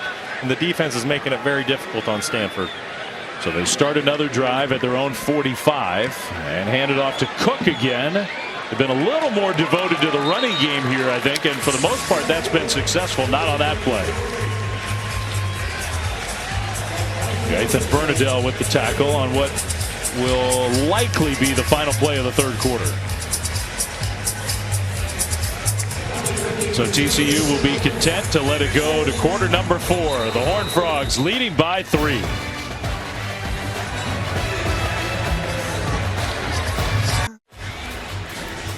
You're watching the ACC on ESPN. A little film noir festival in downtown Palo Alto.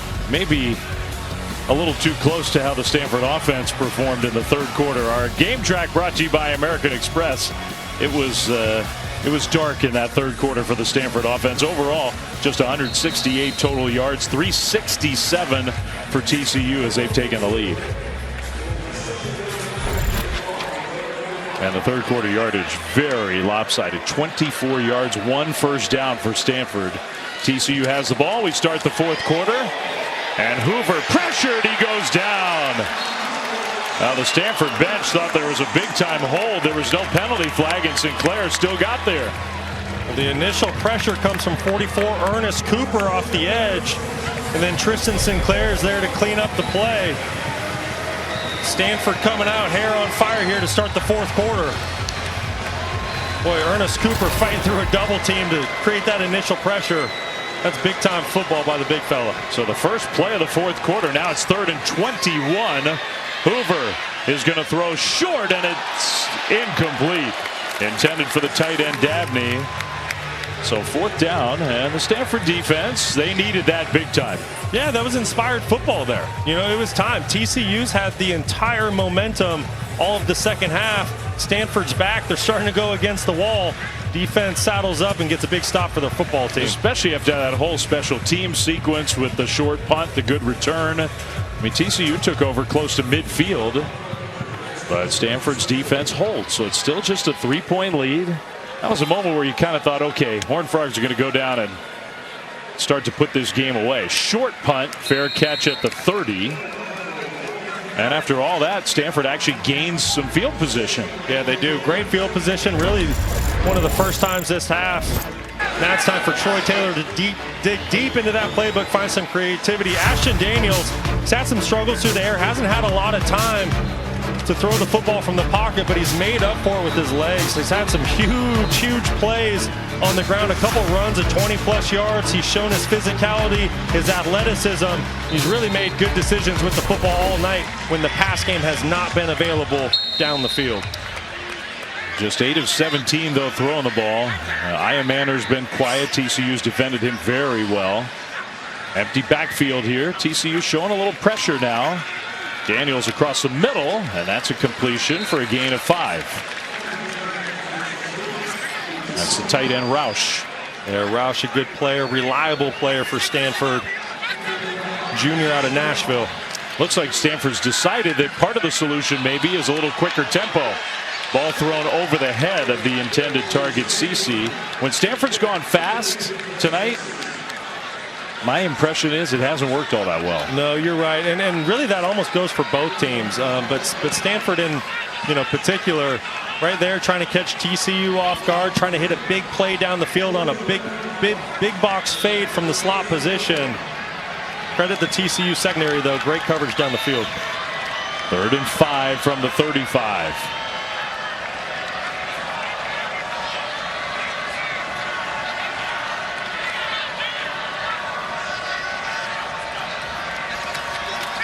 Daniels had to throw off the back foot. Iamaner adjusted, and it's incomplete. Knocked away. Another play by Broughton. Man, has he made a ton of plays tonight. Yeah, we keep saying his name, and rightfully so. The transfer from Utah started 29 games for the Utes.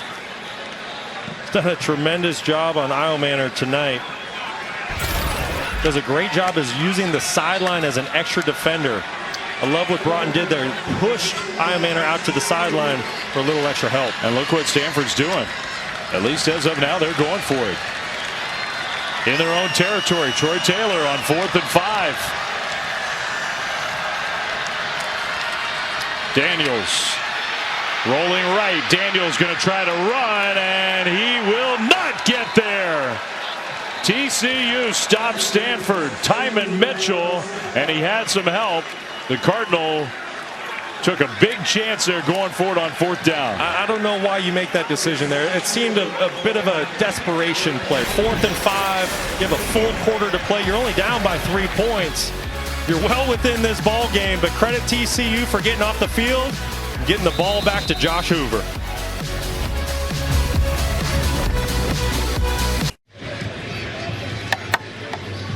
Well, I mean, I think it's very fair, Brock, to say that Stanford made an interesting decision from well in their own territory to go for it on 4th down. Yeah, I just don't understand Troy Taylor's decision there. It's 4th and 5. You're down by 3. You have an opportunity to flip the field, pin TCU back at their own end zone. Your defense just had a tremendous stop where you got the football back. You know, it's not a got-to-have-it moment. It just seemed like it was a bit of a desperation move, and I don't totally agree with the call. If you're down 10 or 14 in the 4th quarter, no question. But there's still a whole quarter to play. You finally got the momentum back in your hand. Play the field position game.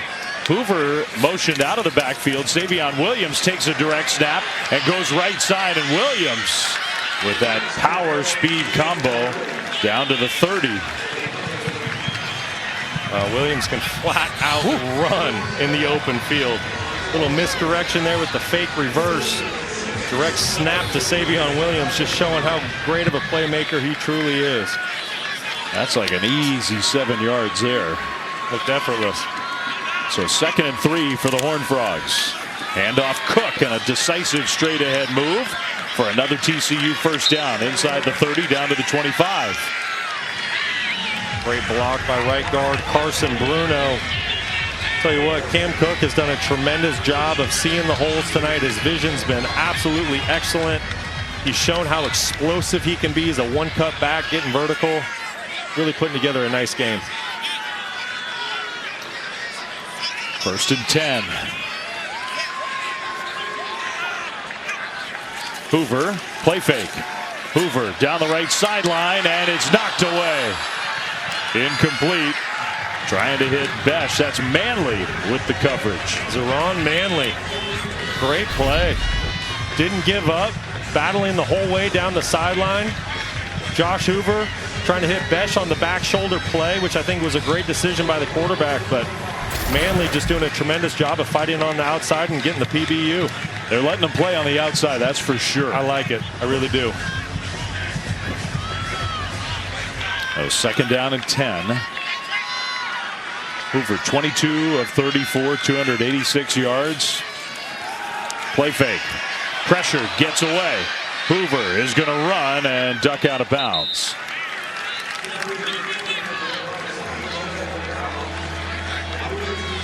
Bernadelle got some pressure on, but Hoover made something out of nothing. Yes, he did. Bernadelle coming from the linebacker position, doing a great job of getting Josh Hoover off of his spot in the pocket. But I love what Josh Hoover did there. He was pressured. He had to move in the pocket. Nobody was open down the field. He protected the football in scoring range. This is a big play in this game with 12 minutes to go. 3rd down and 6.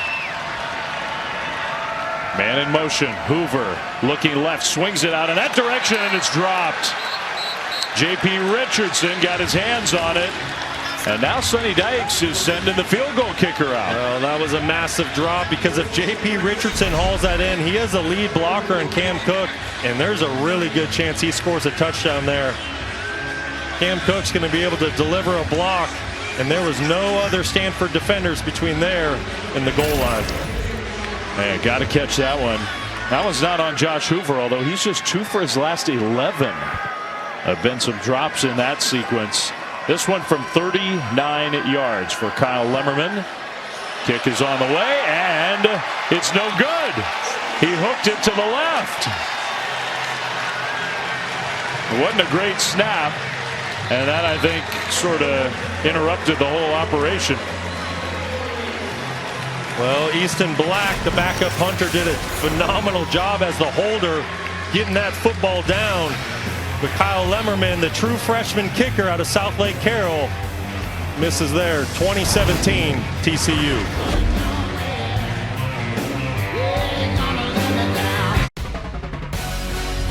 ESPN College Football is presented by Ram Trucks, built to serve, and in part by Open Door, real estate's biggest game changer. Well, Stanford was up 17-10 at halftime, but TCU's really controlled the game since halftime. The problem for the Horned Frogs is, despite that, they're only up 3. Stanford opening the season at home 678 days since their last home win against an FBS team. Well, hey, maybe that can change tonight for the Stanford Cardinal. That is a long time to be waiting for another home win. And for years, Stanford was one of the best home teams in the country, and they've been the worst over the last many seasons. Nice pass on the move there to start the drive. Ashton Daniels to Iamaner. I experienced it personally. You didn't want to come here and play. You know, through the 2010s, Stanford was top 10 in the nation in home field win percentage. And I think it's a look, there's lots of things that need to get better about this Stanford program, but that's a place to start for Troy Taylor, just trying to establish some home field advantage. Another completion to Iamaner, and he just couldn't get away. Okay, you can get a feel for how this drive's going to go. It's fourth quarter, critical situations. It's time to feed our star wide receiver, Alec Iamaner. Back-to-back receptions. Great start to the drive for Stanford. Yeah, it could have been a good, big game there. Good tackle by Jamel Johnson. I know how these conversations go on the sideline as a former quarterback. The receiver looks at you and he goes, hey, throw me the football. Not a lot of nuance. And if Iamaner did, in fact, do that, I don't blame him. Across the middle, that pass is caught. And how about that? The first catch of the year for Tiger Bachmeier, who in his own right is a talented wide receiver. He's been invisible tonight. No question. He was one of the brightest spots last year for Stanford. Played as a true freshman, had a tremendous season. And that's his first catch, his first target. Handoff right side, and Ford goes down. So a big-time negative play. Abe Kamara into the backfield for the tackle for loss. Yeah, coming up from the slot corner position. Great tackle and space in the backfield. Looked like a little nickel pressure right off the edge. It's a great tackle. So big play by the TCU defense after that first down. 7-yard loss. That's the 9th tackle for loss by TCU tonight. Second and long. They bring some pressure, and Stanford actually picked it up pretty well, but the throw was short left and a gain of just a few yards. Kamara, another play, and here comes a penalty flag.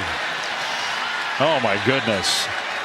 Did TCU do it again? I think they did. Kamara, as he was getting up off of Bachmeier, gave him a little shove as he was getting off, and I wonder if there were some words said. After the play, unsportsmanlike conduct, number 1, defense. His first of the game. 15-yard penalty, automatic first down. And it's going to be 3rd and 14. Listen, I know football's an emotional game, but you have a 3-point lead in the fourth quarter. You're a veteran player. You're a senior. You can't do that. He made 2 great plays in a row. That's right. And you force Stanford into a 3rd and long. You're about to get off the field. Give your offense the football. Just a sloppy play. Yeah. I mean, you can quibble with, was it enough to call the penalty? It's just not smart. 100 yards of penalties now. Daniels scrambling. Daniels is going to run. Daniels had a man downfield. It looked to me like Brock, but he kept it and gets 7. Yeah, tight end Sam Roush was wide open in the end zone. That's one when Ashton Daniels sees it's tomorrow. And hey, credit Ashton Daniels. I think he's done a phenomenal job. He's been under pressure all night long. He's done a good job of keeping his eyes down the field and remaining a passer under that duress. But he did miss his tight end there. That would have been a big-time play for Stanford. Yeah, he got 8 yards, but that might have been 7 points. 2nd and 2. They'll throw short, and it dropped right through the hands of the star wideout, Iamaner. So now it's 3rd down. This is the play you were talking about. Yeah, and I get it. Listen, you got some some guys on the defensive side that are breathing down your neck. They're coming for you. They've been coming after you all night. You've been taking hit after hit. You get outside the pocket, and I understand Sam Roush is in the backside of his vision. Probably saw him late there, but hey, credit Ashton Daniels for picking up some positive yards and making it third and manageable. I mean, there was nobody within 20 yards of that'd have been big time. the tight end. Hard to see, though. Third and short. Daniels in the pocket. Over the top, and it's caught! What a catch this time by Iamaner. Inside the 10, Broughton was all over him. Listen, big-time football players make big-time plays in big-time moments. Third down, fourth quarter, gotta have it. Go to your go-to guy, Iamaner. What a perfect throw and catch against great coverage. And now the power run all the way down to the 1. That looked like Cedric Irvin in the game. Second and goal, Stanford trying to go back ahead. Boy, that was an impressive go back a play ago. I tell you what, just a perfect throw. Like I said, the coverage couldn't have been any better by the defensive back. But there's no answer for the perfect throw and catch. At least for now, Iamaner much more involved on this drive. And they've got the quarterback split out. It's Irvin who's getting ready to take the direct snap. Now they run Daniels in there. He gets the snap and keeps it, and he went nowhere. I mean, I know Stanford's not built yet to be a power team like they were when they were winning so many games, but that is a little cute. No, I don't like it. Listen, TCU in the middle, they're 325, 320, 310. Stanford, you're still developing your offensive line. You cannot match up in the size and physicality. Get the ball to the perimeter or throw the football to Alec Iamaner. And now they do get Justin Lamson in, the guy who threw a touchdown earlier in the game. He's their sort of run quarterback specialist on third and goal from inside the 1. Lamson keeps it. Lamson lunges. Touchdown.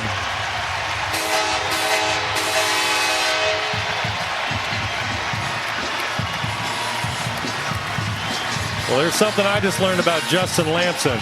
He is one tough, physical quarterback. He met Johnny Hodges, the star middle linebacker, old school throwback type linebacker for TCU, right there at the goal line. And Justin Lamson won that battle. Wow, that's impressive. That was kind of one-on-one, wasn't it? Yes, it was. It was one-on-one. Nobody else in the way.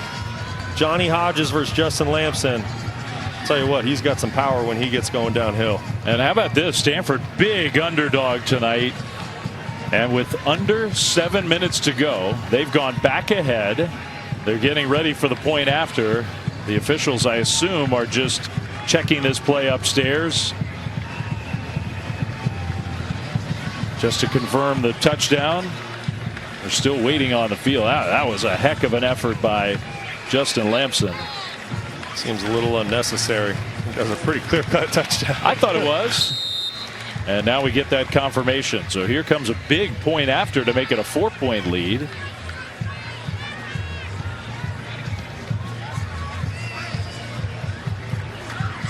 Kick is up, and the kick is good. Well, this was the catch that set the whole thing up, Brock. The Iamaner catch was spectacular. Well, if you're still awake and hanging out with us, there's some fireworks happening here in the fourth quarter. Ashton Daniels to Alec Iamaner down the sideline. It was the big play the Stanford Cardinal needed to get some momentum. And then Justin Lamson, the powerful quarterback, punches it in for 6.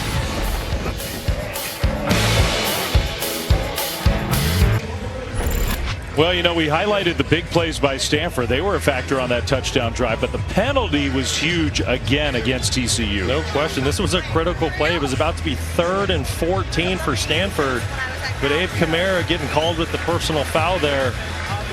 Unsportsmanlike conduct, and you see Sonny Dykes is not happy about it. He's saying, listen, I want you to play emotional. I want you to play with your hair on fire. But you got to be smart.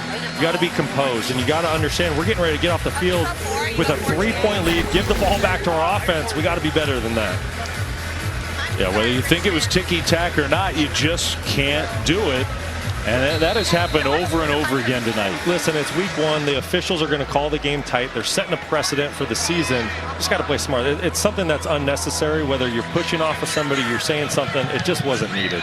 Over 100 penalty yards against TCU tonight. This kick returnable from the goal line and out to the 25-26 yard line. That's where TCU will have the ball back. Labor Day weekend right here on ESPN and ABC. Our college football lineup.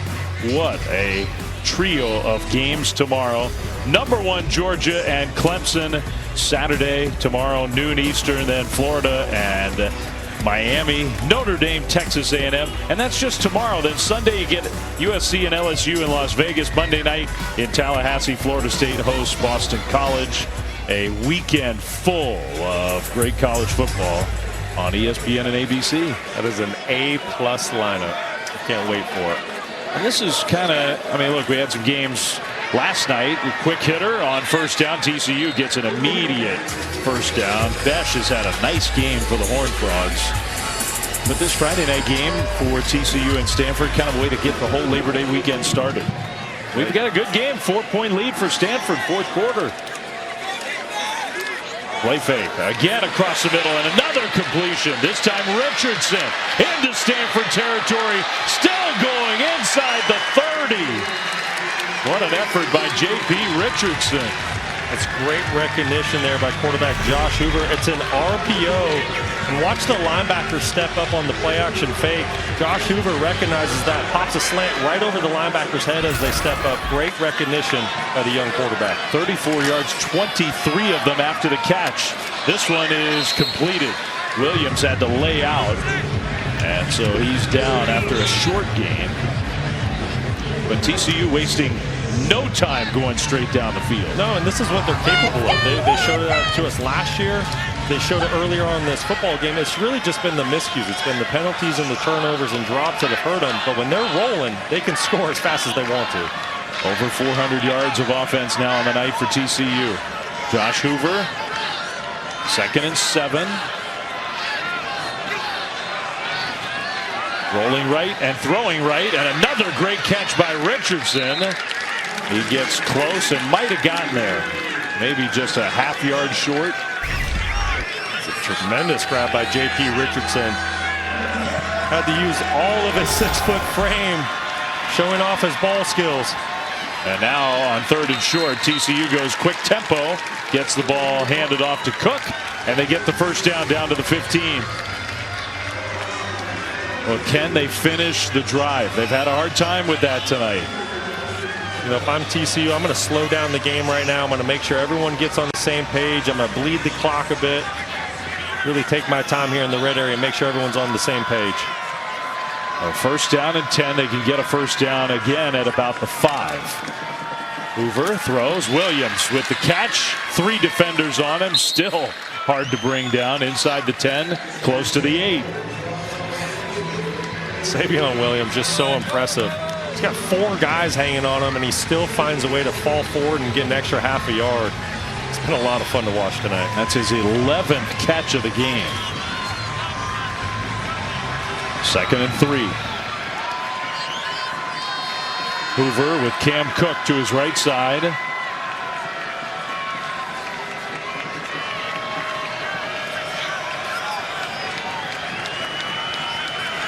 Under 10 seconds on the play clock. Hoover, handoff, Cook running right. Cook cuts it to the 5, and he'll get the first down.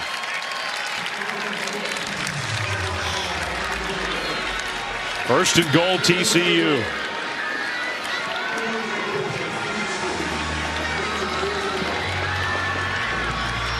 And I think you're right, Brock, that they are deliberately taking some extra time. Well, you should. You know, you're in your 4-minute offensive mode. You don't have the lead, but you're knocking on the end zone door. You don't want to leave Stanford with too much time if you find a way to punch this into the end zone. First and goal. Hoover looking over the top, pass, caught, touchdown! Jack Besh having a huge game. And the Horned Frogs go right back ahead. The touchdown from Hoover to Besh. Wow, TCU just making it look easy on that drive. Love the command Josh Hoover had at the quarterback position. This was just too easy. One-on-one on the outside, a little corner route from the slot. Jack Besh working on cornerback Zeron Manley. Besh getting the best of Manley there. He's kind of a breakout guy of the night for TCU. We thought he'd be good, but he's been outstanding. Extra point is up and good. So the Horned Frogs back up by 3 with 3:13 to go. 8 plays, 74 yards. Very, very impressive answer by the TCU offense after Stanford scored. Like I said, just a one-on-one matchup from the slot. Besh on Manley. Besh running a simple corner route. Outside receiver was just running a little under route. Josh Hoover reads it perfectly, makes a catchable throw out there. Great execution by the Horned Frogs. Josh Hoover, what had he been? 2 for his last 11 throwing the ball before that drive? That's correct. And he went 6 for 6 on that drive. It's a big-time drive for a young quarterback. Just a sophomore, showing why there's been a lot of preseason hype around him. We know the arm strength. We know the leadership, the intangibles he brings to the table. We know his teammates love him. He's won the locker room. The question was, this is his first year being the full-time starter. That was an extremely impressive drive by the young quarterback. So now it's going to come down to the TCU defense. Can they get one more stop of Ashton Daniels and the Stanford offense?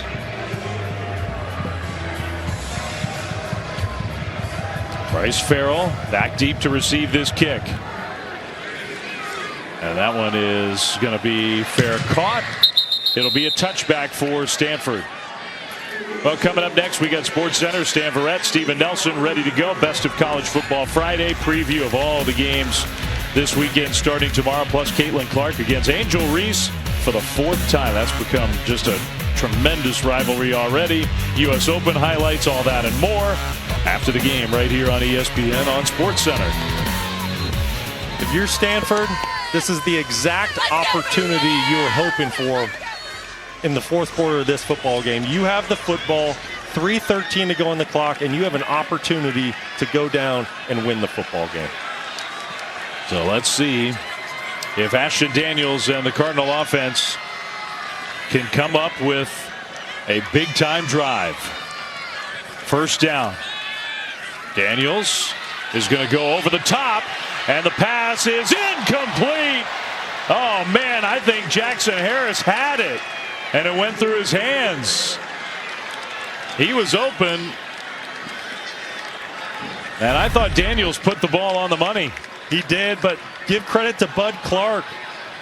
Safety for TCU right at the last second. Just gets a little bit of nudge on Jackson Harris, and that's the difference of it being an incompletion versus a reception. Yeah, you're right. Good eye. So 2nd and 10. That was a chance for a very big play. Now Daniels again going in that direction, and incomplete. Bachmeier was just blanketed. That's Bud Clark again. Listen, I don't know how many times you're going to want to try Bud Clark. He's one of the star players of this defense, 2-time team captain. Now you're facing 3rd and long after 2 incompletions. And Bachmeier heads off the field for this 3rd and 10. I think it's important for Ashton Daniels to be very smart with the football here. You still have 3 timeouts, so even if you don't get the first down, play the field position game, and you still have a chance to get the ball back. They'll take the snap on 3rd and 10. Here comes the pressure, and he is going to go down and get sacked. The TCU front just overwhelmed Stanford. Devin Deal, Marcel Brooks again. The sack masters. Tell you what, those guys have played a great game tonight. Marcel Brooks, pass rush specialist. Devin Deal coming over from Tulane. All-conference player a season ago in the American Athletic. And Stanford's going to go for it, by the way. They're not going to punt the ball away. Just no pocket for Ashton Daniels to step up into. They're going to go for it here. So on 4th down and long, 4th and 16, Daniels steps up and throws, and it's tipped up incomplete. Ironmaner got a hand on it, But the TCU defense comes up with the stop. Now 2:14 to go. Remember, you have the 2-minute timeout now in college football, plus all 3 timeouts. And I guess the theory for Troy Taylor is if you can hold them to a field goal, you get the ball back anyway. Yeah, and a little bit of that is, I don't know how much you trust your defense right now. TCU just marched right down the field, scored a touchdown. So maybe you're thinking, hey, we have the ball in our hand right now. Let's try to go win the football game while we possess the football. That's the only thing I can think of because there's not many plays in the playbook for 4th and 16. And Stanford was taking deep shots on that drive. They had an opportunity to make especially one big play. They did, and I don't mind those calls. The defense TCU was playing presented the opportunity to push the ball down the field, but that 4th and extra long is going to be very difficult to convert. So now Stanford has to stop with that 2-minute timeout coming. Cook is going to run middle and get a yard maybe. And Stanford will use a timeout, which that's good clock management because you can save some clock on the other end of that 2-minute timeout by using one there. Absolutely. I would think TCU's instruction to whoever is going to carry the ball on this 2nd down play is we want this play to go at least 7 seconds. Easier said than done, but yes, absolutely. TCU, they're in 4-minute offense right now. They have the lead. They want to stay in bounds. They want to bleed the clock as much as they can. You've hit on it multiple times tonight. There is a new rule in college football. When that clock hits 2 minutes, there will be a stoppage of play. We don't call it a 2-minute warning at the college level. That's just the NFL.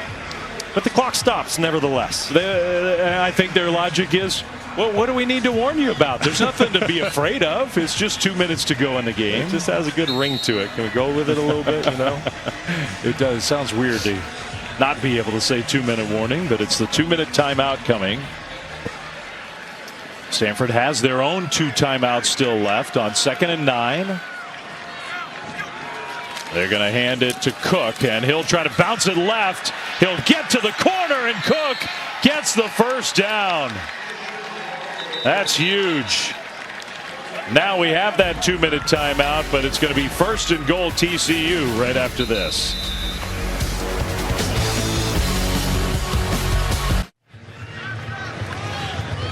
Well, it certainly hadn't been easy. It hasn't always been pretty, but TCU is a couple minutes away from finding a way to get a win on the road to start their year. Yeah, if they can pull out a W here tonight in Palo Alto, I mean, this is a gritty victory, right? It shows a lot of character.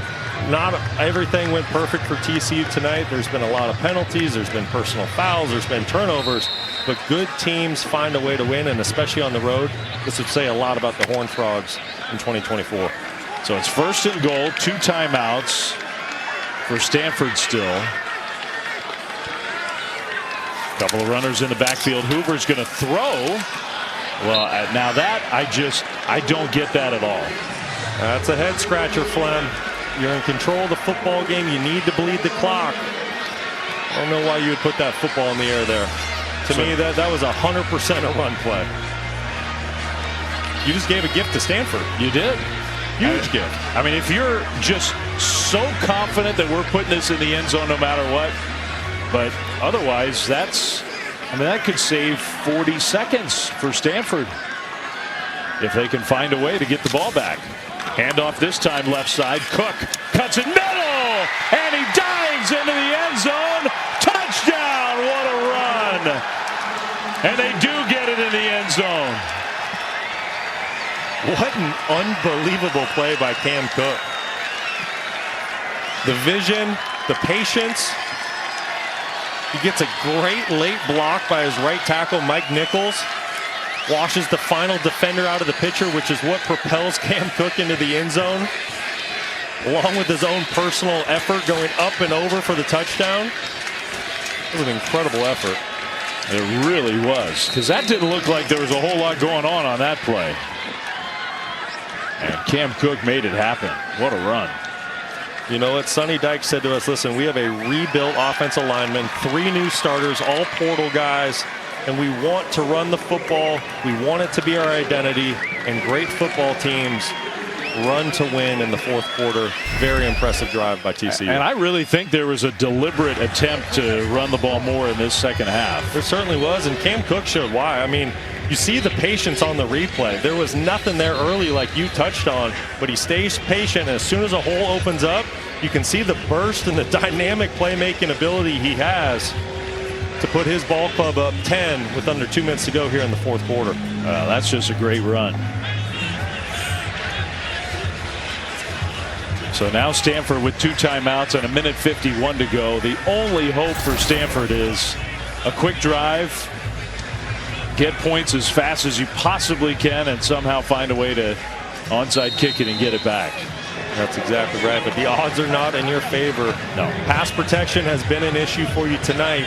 TCU, those defensive ends, they're going to have their ears pinned back because they know that this is a passing situation. Tight, tense game all the way through. Stanford led for much of this game, and now here we are, under 2 minutes to go, and TCU's got the 10-point lead.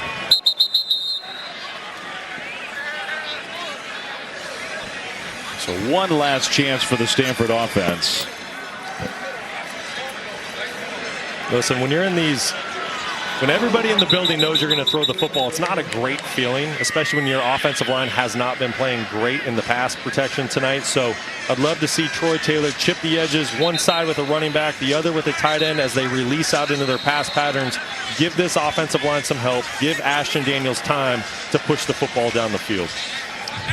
TCU's outscored Stanford since halftime 24-7. It was 17-10 at halftime. Stanford led.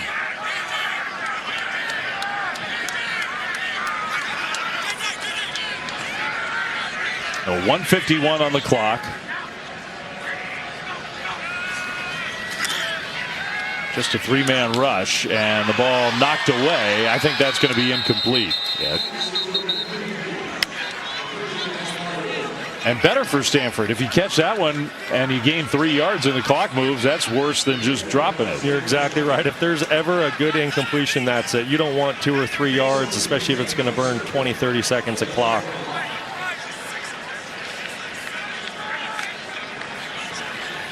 So 2nd and 10.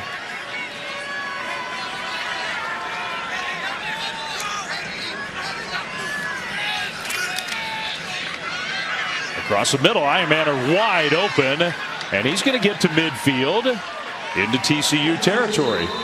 Well, I mean, for Stanford, the only hope is to go as fast as you can. Clock stops to get everything set. And now it'll run again. This throw is caught, and Stanford might need to use a timeout. I guess they won't. No, I wouldn't use one here. Not on a short completion like that. You can get back to the line of scrimmage very quickly and get the ball snapped. And that's what they did. Daniels going to throw short again. This is Ford, the freshman running back. First down, Stanford inside the 35. Clock stops again, and Ford is hurting. Stanford's either going to have to take a timeout or there'll be a 10-second runoff. Offensive player injured the final 2 minutes. That left leg. Boy, Micah Ford's been very impressive tonight. First career game in college football, true freshman. 2-time state champ in New Jersey. He was a high school quarterback who we asked Troy Taylor about him. Said, well, he ran the ball about every play in high school. He was a quarterback, but he ran. Over 4,000 career rushing yards in high school. Gatorade Player of the Year in New Jersey. You can see why he's been super dynamic tonight in the pass game and run game. So that's a good sign for Stanford. At least it gets up.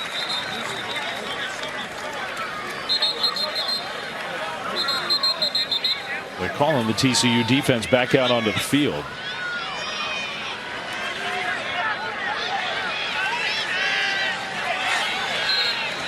And they will run the clock starting now. Okay. Daniels scrambling. He's going to run and go out of bounds. That will stop the clock. Down to 50 seconds to go. That was great time management by Stanford.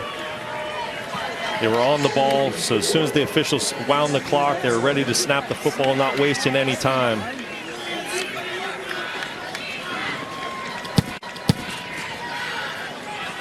Final minute here at Stanford Stadium. Stanford's down 10, looking for a miracle. Pressure comes this time. Daniels throws, and that one knocked away. Incomplete. Clock stops with 46 seconds left. So what you do have to consider at some point is, do you take the field goal, save the time, try the onside kick, or do you try for this touchdown right here? It looks like they're going to keep the offense out there, try to get a fresh set of downs and go score the touchdown. But kicking a field goal right now, saving that extra time, is definitely an option for Stanford. Yeah, and if you don't get it here, you really could. I think you kick the field goal on fourth down without a question. So 3rd and 4. A play fake. Daniels over the top toward the end zone, incomplete. So now what will Troy Taylor do? He is, I think, going to send the field goal kicker out there. Well, I mean, look, if you're actually trying to win the game, this is probably the right play. Oh, 100%, because you need 2 scores regardless. So save the time. You're well within your kicker's range. Get points while you can. It's a big kick for Emmett Kenny. From 45 yards out. His first game as the full-time place kicker. Snap hold, kick on the way, and that one is good. So he made it. 36 seconds on the clock. Stanford down just 7. And now you at least have a chance. Hopefully in camp you worked on some onside kick plays. You got a chance. Oh, no question. This play has been repped a number of times between spring ball, fall camp. You're always ready for situational football in moments like this. Do we have an onside kick specialist?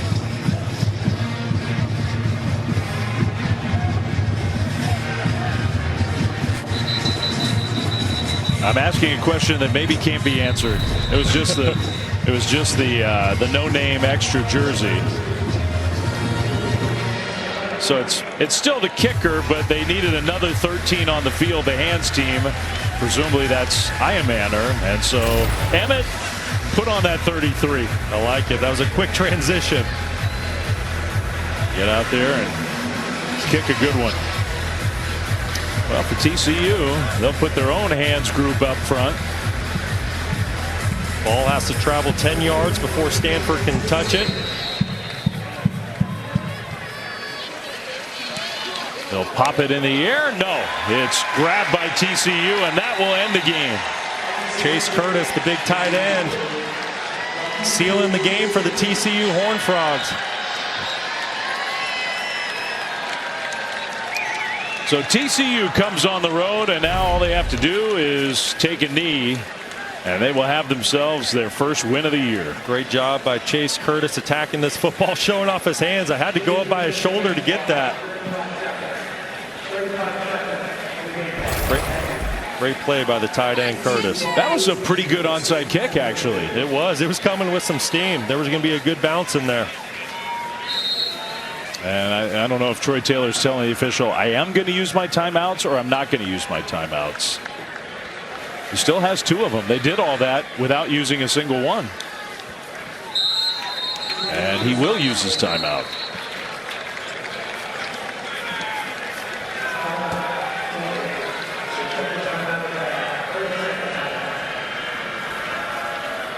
Well, for Stanford, some things to build on. For TCU, a lot to get cleaned up. But I think you can see the glimpses of why TCU thinks this is going to be a much better year. No question. It was a very gutsy performance by the Horned Frogs on the road, traveling to the West Coast, different time zones, late start. Not everything went their way tonight, but when they needed to make plays, they did it. They did it on defense with that defensive front. Thought Deal played a fantastic game. Cooper played a fantastic game. The linebacking unit, Bud Clark, you know, that's going to be a unit to be reckoned with in the Big 12. And then offensively, you know, I really thought Josh Hoover, Savion Williams played good football tonight. you can see the potential with the offensive line. The tight ends made plays. Cam Cook, Trey Sanders. You know, the glimpses, like you said, they were there tonight, but it just wasn't consistent. But that is somewhat to be expected in week 1. And I like, you know, some of those newcomers that you rattled off. Some of those guys are going to be big-time players. I think so, and specifically Savion Williams, who's been with TCU now for a while. He's a senior, but he showed tonight that he can take over a game from the wide receiver position. And when you have a guy like that, and you have a defensive unit that plays with their hair on fire, ears pinned back, you know, if you clean up the turnovers and penalties, TCU could be very dangerous. So the Horned Frogs will watch the final seconds tick off the clock, and TCU will celebrate a season-opening win. Troy Taylor and Sonny Dykes, they've known each other for a long time. A spirited game here to start the year for these two teams. But in the end, TCU just too much in the second half. 34-27 final score. Yeah, valiant effort by Stanford tonight. Troy Taylor in year 2, very impressive battle. But TCU coming out on top. Josh Hoover was phenomenal tonight. Yes, he was. For Brock Osweiler, Stormy Bonantoni, our whole crew, Dave Fleming saying thanks for watching this presentation of college football on ESPN. Horned Frogs win. Sports Center coming up next.